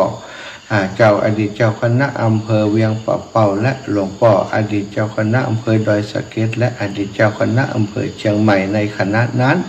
ปราพระภิกษุสงฆ์องค์เนรและศรัทธาทั้งหลายไปทำกันก็ทำให้เลิกการจุดเริ่มต้นในสิ่งที่ดีก็เกิดขึ้นบัดเดี๋ยวนี้ไปพร้อมมหันแล้วเนอะศรัทธาหัวแดงปลึงนั้นมีแล้วเนาะมีแต่พระธาตุเจดีย์อยู่ตำบลม่อนสูงกันม่อนพระศรีสองเมืองม่อนเจดีย์ศรีสองเมืองตั้งตระงานขาวอารามขาวงามผ่องใสอยู่ตรงนั้นอนาคตไปนาบันแน่นะจะมีการละทองก็เป็นไปได้ข่าวแววมาเหมือนกันแต่16นี้จะมีการทำพิธี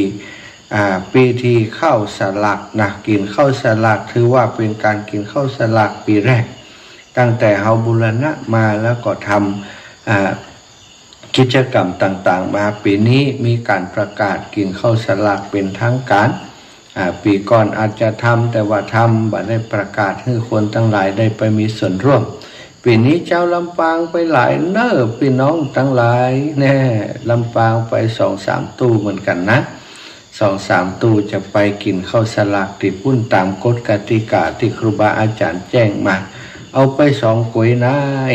บางเอานักกว่านั้นสะดวกในการเดินทางสะดวกในการขึ้นไปเพราะว่าม่อนสีสองเมืองเนี่ยบ่มีตังรถขึ้นสถานมีแต่เดินเตียวขึ้นฉะนั้นก็จะเตียวขึ้นนี่จะต้องมี กวยบ่นักถ้ากวยนักบ่ลุงปุ้งปั้มขึ้นลงหมดแรงพอดีเนาะเอาละเข้ารายการมาตั้งเมินบัดได้ไหว้พระทำเดียวไหว้พระเสียก่อนเน้อศรัทธาญาติโยมอีปออีแม่ตื่นแล้วลูกมาสู่สียูยีตาไหว้พระกราบพระก่อนตีนอนก่อนนอนไปนอนฟังไปแล้วก็ไหว้พระในใจไปเน้อกราบพระพร้อมกันกราบหนึ่งพุทโธเมนาโธกราบสองธัมโมเมนาโธกราบสามสังโฆเมนาโธอิมินาสการะนะพุทธังอภิปูชยามิอิมินาสการะนะธัมมังอภิปูชยามิอิมินาสการะนะสังฆังอภิปูชยามิอะระหังสัมมาสัมพุทโธภะคะวาพุทธังภะคะวันตังอภิวาเทมิกราสวากขาโตภะคะวะตาธัมโมธัมมังนะมัสสามิกราสุปฏิปันโนภะคะวะโตสาวกสังโฆสังฆังนะมามิกานะโมตัสสะภะคะวะโตอะระหะโตสัมมาสัมพุทธัสสะอาทะโขภะคะวาราจะกะเหวิหารติเวรุวะเนนิสสายสัทธาอิมังธัมมะเตสนังอาหาริตัวพิมพิสรังอารัมปะเตียราชาจินเตสีมาตาปิตาจายตะกาไมหังการะกาตานิกุสลานิธัมมานิยาติเปตาลัพพติติสัทธโวดุลาสัพพุริสัตตังหลายจุงตั้งโสตฟาสัตดูดาฟังยังรันสะธรรมเทศนาแห่งพระพุทธเจ้าอันชื่อว่าเปตเปียดังเฮาจักวิสัชชนะไปนานิเตอติเตกาเลปางเมื่อพระพุทธเจ้าแห่งเฮายังสถิตสำราญยังอยู่ในแก้วคูเวรุวนารามอันเป็นที่โพธิเมตตาเทศนาแก่ปัญญาสัตว์ทั้งหลายยามนั้นพระญาปิมพิสารก็ยังสำราญอยู่ในห้องผาศาสตร์แห่งตนรัตติญาในกลางคืนจักดาไกลลุงมาแล้วพระญาเจ้าพิมพิสารก็มาจิตนาหายังญาติกาวงสามาตาปิตาพี่น้องอันใดตกไปสู่แห่งห้องอบาย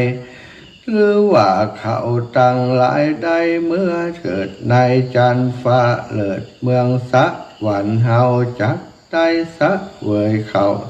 และจักได้สะเวยยังทุกข์และสุขบ่อาจจักหูใดพระญาปิมพิสารกิตตนาในใจตนว่ามีปุกกาละผู้ใดอาจสามารถหูใดพ ระบาทไทยสัพปัญญูเต้านั่นจริงจักแก่ยังความสาลังสันติหะอันสงสัยแก่คนและเทวดาทั้งหลายกันพระยาปิมพิสารคืดขะนิ่งใจดังอันแล้วจริงมีอาจัญญาฮือเสนาอามาตย์จัดแจงแต่งดายังเข้านำโภชนาอาหารพร้อมด้วยบริวารเป็นอันมากเสด็จเข้าไปสู่อาวาสเวรุวันอันเป็นที่สำราญแห่งพระทัสสะปญญาณแล้วก็ยกมือสารกราบไหว้วันตาว่าปันเตภะกวาข้าแด่พระพุทธเจ้าตนทะลงกุลอนันตาหาที่สุดบ่ได้ข้าบาทไทยขอพุทธาถามอันว่าปุคคลาผู้ใดมีใจศรัทธาอย่างเชื่อในกุลแก้วถึงสามอันใดหือตานเข้านำโภชนะอาหารถวายเป็นทานแก่ฝูงเพศอันใดรับทุกขเวทนาในสัมปาลิญญกภพไปนาเป็นอันชื่อว่าปุคคลผู้นั้นมีความกตัญญูกตเวทิตาตามแบบเบาจารีตประเพณีโบราณอันโพธิสัตว์เจ้าตั้งหลายกระทำมาแต่ก่อนกระทำบุญอุทิศส่วนบุญไปหายังปิตามารดาพ่อแม่ครูบาอาจารย์อันใดสืบแทนยังเข้าของสัมปติให้นากรรมเขตในเมื่ออยู่เมืองคนได้ชื่อว่าปุคคลผู้นั้นเป็นผู้มีพระญาอันนักปราชญ์หากยกย่องว่าเป็นผู้มีความกตัญญูตาตอบแทนคุณพ่อคุณแม่เฮือเขาเจ้าตั้งหลายเหล่านั้นเฮือได้พ้นจากทุกข์เฮือได้ถึงสุขจุงปากันตกแต่งยังจะตุปัจจัยถึงสี่มีภาจิวราภิกขาหารมาถวายเป็นทานแก่พระสงฆ์องค์สังฆเจ้ามีพระพุทธเจ้าเป็นพระทานก็หากมีจักมีภาละอานิสงส์มากนักจะแลดูรามหาราจะกันถึงเดือน12เดือนสาระธาเดือน12มาไขว่มาหอดจายมพิบาลก็ปงอนุญาตปล่อยยังสัตว์นรกเฮือใดมาเยี่ยมยังฝูงหมู่ลูกหลานพ่อแม่พี่น้องครูบาอาจารย์สามิกาลูกเต้าอันผู้อยู่เมืองคนเฮือได้รับส่วนบุญส่วนกุศลเขาตั้งหลายกันว่ากุงเพศตั้งหลายขึ้นมาลอดแล้วเขาก็หีบเสาะแสวงหาฝูงญาติพี่น้องอันอยู่แห่งห้องเมืองคนหวังจักได้รับผลบุญส่วนกุศลฮือตนได้ผลจากอันเป็นเปตวิสัยส่วนฝูงเป็ดตั้งหลายอันเป็นพ่อและแม่ปู่ย่าตายายก็รีบพระผายแล่นไปหาลูกเต้าหลานเหลนส่วนฝูงเพศอันเป็นลูกหลานเหลนก็แล่นไปเสาะหายังปิตามารดาปู่ย่าตายายแห่งไขมันเสาะแสวงหาในเขตห้องผู้เป็นน้องก็แล่นไปหาปีผู้เป็นปีก็แล่นไปหาน้องทั่วแห่งห้องเกหา ส่วนเพศผู้เป็นสามีก็แล่นไปหาภริยาเมียเก่าส่วนเมียนั้นเราก็แล่นไปหาผัวหกแล่นเสาะหาตามเกหาและกองใหญ่น้อย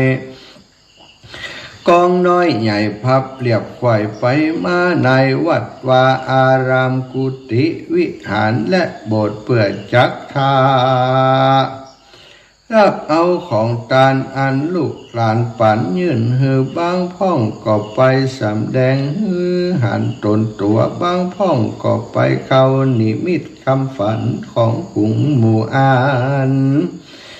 อยู่เมืองคนกันว่าผูงเพศตั้งหลายได้ยินกฎหมายรายชื่อเขาก็ชื่นสู้ยินดี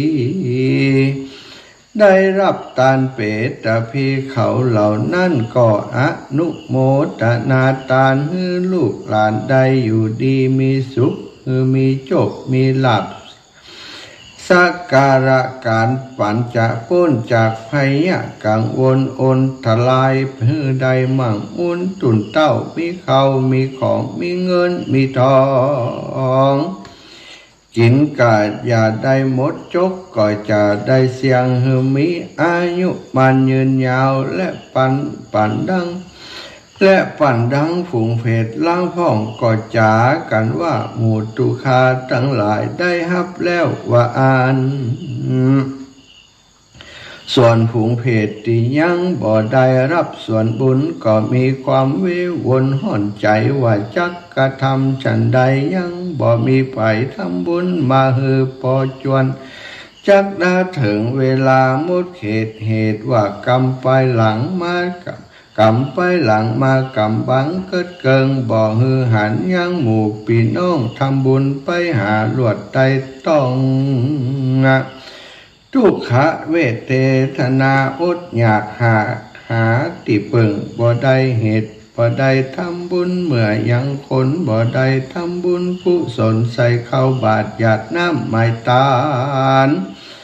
บ่ได้รักษาศีลฟังธรรมอยู่โดยความพระมาตรลาสาบ่ได้บวชค้ำจูศาสนาพระเจ้า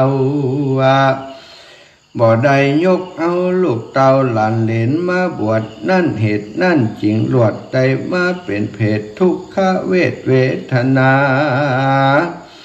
ฝูงปิตามารดาบ่ได้กึด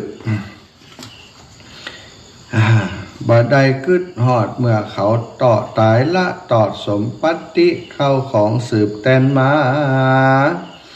ก็ซ้ำเป็นคนปาลาบาปใบรับเอาของเฮาไปแล้วบอกกะทำบุญหาสเปเปตาอันว่าเพศตั้งหลายก็จะจมสามฝูงอันใดร่วมสร้างอยู่ยังคนบอกเคยทำบุญไปหาสักเตื้อบอกมีใจไฟกึดตึงหาเป็นผู้หาพระญาปัญญาบ่ได้บ่กินบ่ตานเพศตั้งหลายก็บ่ได้หันญาติพี่น้องทำบุญไปหาเขาก็จะจมสามนานาต่างๆว่าหาติเปิงอาสะไหลบ่ได้กันถึงกำหนดมาไข่ก็จักได้ไปอยู่ที่สู่ยังนาโลกที่เก่าดุลามหาราชะส่วนฝูงเป็ดฝูงญาติกาภริยาลูกเต้าปิตามารดาเล่าปู่ย่าตายายอันเกิดในอบายถึงสีลูกคเทวดาอยู่ยังต้นไม้เถื่อนทำผู้ผาแม่น้ำฝ่ายเมืองกันเขาหูข่าวกะทำบุญเขาก็ป้ากันมาพระสุมจุมนุมกันในสักกะจุมปุตตวีปตามจารีตประเพณีเดือน12ปีไหนมีเตื่อมนุษย์สาปิอันว่าปุคคละผู้มีพระญาผู้มีศรัทธาอย่างเชื่อในกุลแก้ว3ประการปากันทำบุญหือทานบ่ขาดอุทิศญาตินามไปหากันใดอนุโมทนาแล้วขอจงเมื่อเกิดในชั้นฟ้าเลิศเมืองสวรรค์ขอเฮอมีสุขสำราญบ่อยากจะแล ธรรมเทศนาต่างสุดตัวอันกันพญาปิมพิสารได้ฟังอย่างรัสธรรมเทศนาเมียนแล้วก็เสด็จไปอยู่ที่อยู่แห่งตนก็มีแลตั้งแต่แรกนั้นมาพญาก็ป้าหมู่เสนาอมาตย์ประจานาราชตั้งหลายกะทำบุญฮือตานบ่ขาดบ่ประมาทละสาหากใดดับจีวากากาจากมนุษยชาติเมืองคนก็ได้บ่ได้ทุกโจรอดอยากทุกภาวะจาดเป็นดีเป็นเศรษฐีมีห่างยุต่างกินดูต่างเตตานมีสุขสำราญแต่ดีหลีในภาวะจัดนี้และจัดนาทลาบเมืองฟ้าและเนรปานบ่อยาจะเลนา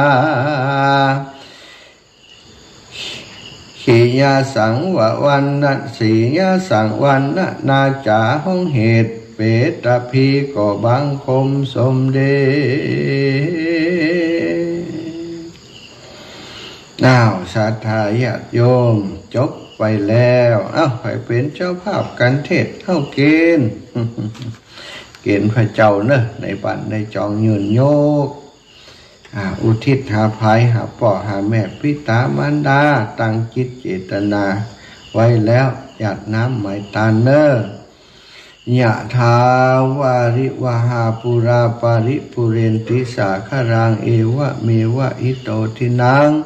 เปตานังอุปกัปปติอิชิตังปฏิตังตุมหังคิปะเมวะสมิจฉตุสพเพปุเรนตุสังกปาจันโทปนะระโสยถามณิโชติระโสยถาสปีติโยวิวัชชตุสัพพะโรโก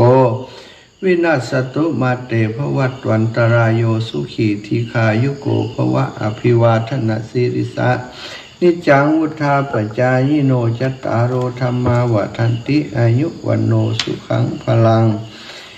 อาทาสิเมอากาสิเมยาติมิตาสขาจเมเปตนะปุชาจักตาอุราราภรัญจะภิกขุนะมานุปาทินังตุมเหหิปุญญังปะสุตังอนัปปะกันติภวะตุสัพพมังคลังรักขันตุสัพพะเทวตาสัพพะพุทธาสัพพะธรรมาสัพพะสังฆานุภาเวนะสตาสุติภะวันตุเตอายุวันโนสุขังพลังนิพพานังปรมังสุขังสัทธาญาติโยมจบลงไปเนาะธรรมะเปตพีปุพพะเปตพีนะเรื่องราวของปุพพะเปตพีคือการทำพฤติกรรมเพื่ออุทิศทานแก่ผู้ที่ล่วงลับไปก่อนแล้วจัดเป็นทานคือการให้อันหนึ่งของบุคคลที่ยังมีชีวิตอยู่ในโลกนี้จัดเป็นบุญกิริยาวัตถุคือที่ตั้งแห่งการบำเพ็ญบุญบำเพ็ญกุศลเนาะคุณงามความดีต่างหลายในพุทธศาสนาได้แสดงถึงการอุทิศส่วนบุญส่วนกุศลไปให้แก่ผู้ตายไปแล้วไว้มากหลายที่หลายแห่งสถานอันเป็นการยอมรับถึงความมีอยู่ของผลที่บุคคลอุทิศไปให้แก่ผู้ตายซึ่งเป็นแนวความคิดที่มีมาก่อนพุทธศาสนาก่อนพุทธกาลเมื่อพระพุทธศาสนาบังเกิดขึ้นโดยมีที่มาที่ไปดังนี้นะสถานเมื่อครั้งหนึ่งเมื่อพระพุทธเจ้าเสด็จประทับอยู่ที่กรุงราชคฤห์โปรดรับนิมนต์พระเจ้าพิมพิสารเพื่อเสวยภัตตาหารในวันรุ่งขึ้นขั้นถึงเวลาแล้วพระพุทธเจ้าก็ทรงรับมหาทานในราชนิเวศของพระเจ้าพิมพิสารเสวยแล้วในขณะนั้นเปรตทั้งหลายที่เป็นญาติของพระเจ้าพิมพิสารก็มาห้อมล้อมอยู่ที่ในบริเวณที่พระเจ้าพิมพิสารทำเป็นโรงทานถวายแก่พระพุทธเจ้าและพระสาวกทั้งหลายหวังว่าพระเจ้าพิมพิสารจะทรงอุทิศส่วนบุญสุนทรทานให้เขาพระเจ้าพิมพิสารถวายมหาทานแก่พระพุทธเจ้าแล้วก็กังวลคิดอยู่แ แต่เรื่องที่ประทับของสมเด็จพระภูมิพระภาคเจ้าอย่างเดียวบ่ได้ทรงอุทิศทานไปให้แก่ไผตอนนั้นพระผู้มีพระภาคเจ้ายังบ่มีที่ประทับคำเตือนสถานยังบ่มีวัดวาอารามที่ประทับคำเตือนพระเจ้าพิมพิสารก็คิดถึงเรื่องนั้นว่าจะให้พระพุทธเจ้าประทับอยู่ที่ไหนอย่างใดจะให้ไผแปลงไผสร้างตรงไหนเนาะศรัทธาญาติโยมก็คิดอยู่ถวายอาหารแล้วก็เลยบ่ได้มีใจที่จะอุทิศหาไผสักคนเมื่อถึงเวลากลางคืนจะถามพวกเปรตที่สิ้นหวังจากการอุทิศทานพากันออกมาทำเสียงต่างๆทั่วราชนิเวศถึงลุงเจ้าพระเจ้าพิมพิสารก็เกิดความหวาดกลัวสลดพระราชฤทัยทรงกราบทูลเรื่องนี้แก่พระพุทธเจ้าว่าเสียงที่ได้ยินแต่คืนนั้นเกิดขึ้นเพราะเหตุใดเกิดอะไรอย่างขึ้นแก่พระองค์หรือเปล่าพระพุทธเจ้าก็ตรัสว่าโอ้เสียงที่ได้ยินนั้นเป็นเสียงญาติของพระองค์นะเป็นเสียงญาติของพระองค์ญาติของพระองค์เขาที่ตายไปแล้วเนี่ยมาขอส่วนบุญส่วนกุศลว่าส่วนบุญส่วนกุศลพระพุทธเจ้าก็ได้บอกเขาไปเขาบ่ได้รับส่วนบุญส่วนกุศลก็เลยมาหาเนาะเปรตพวกนั้นสิ้นหวังแล้วจึงมาส่งเสียงแบบนั้นพระเจ้าพิมพิสารก็กราบทูลขอให้พระพุทธเจ้าทรงรับนิมนต์ไปเสวยในพระราชนิเวศในวันรุ่งขึ้นในวันรุ่งขึ้นเนาะเพื่อจะได้อุทิศทานแก่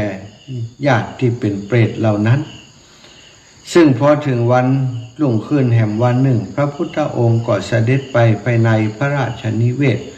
ของพระเจ้าพิมพิสารพร้อมทั้งที่ส่งกลุ่มใหญ่ได้ทำอาการพระพุทธเจ้าได้ทำเพื่ออาการของเปรตทั้งหลายนั้นปรากฏเฉพาะหน้าพระเจ้าพิมพิสารพระเจ้าพิมพิสารถวายน้ำทักษิโนทกแล้วกล่าวว่าขอทานนี้จงมีแก่พวกท่านในขณะนั้นก็บังเกิดสะบกกรณีขึ้นพวกเปรตป้ากันชำระตนดื่มน้ำนำน้ำระงับความลำบากหิวกระหายก็มีผิวพรรณพุทธผ่องดังทองทาลำดับนั้นพระเจ้าพิมพิสารได้ถวายข้าวยาคูและของเคี้ยวของกินทรงอุทิศส่วนบุญส่วนกุศลโภชนาอาหารทั้งหลายอันเป็นทิพย์ก็บังเกิดขึ้นพวกเปรตนั้นก็พากันบริโภคของทิพย์นั้นก็มีอินทรีย์บริบูรณ์ทัดมาก็ทรงถวายผ้าและเสนาสนะเครื่องอลังการต่างๆแล้วก็อุทิศของเหล่านั้นอันเป็นทิพย์ก็บังเกิดแก่เปรตทั้งหลายแต่นั้นพระพุทธเจ้าก็เสวยพระกายอาหารจนเสร็จแล้วก็ตรัสอนุโมทนาสรรเสริญถึงคุณของการทำทักษิโนทกของพระเจ้าพิมพิสารทักษิณานุปทานกิจนั้นสถานการทำปุพเปตพีย่อมบำรุงความฮักความนับถือในบรรพบุรุษของตนเพื่อได้เจริญกุศลส่วนกตัญญูกตเวทีตาการฟังเทศรายการรถด่วนขบวนพิเศษฤดูการเข้าพรรษาประจำปีพุทธศักราช 2566 จัดโดย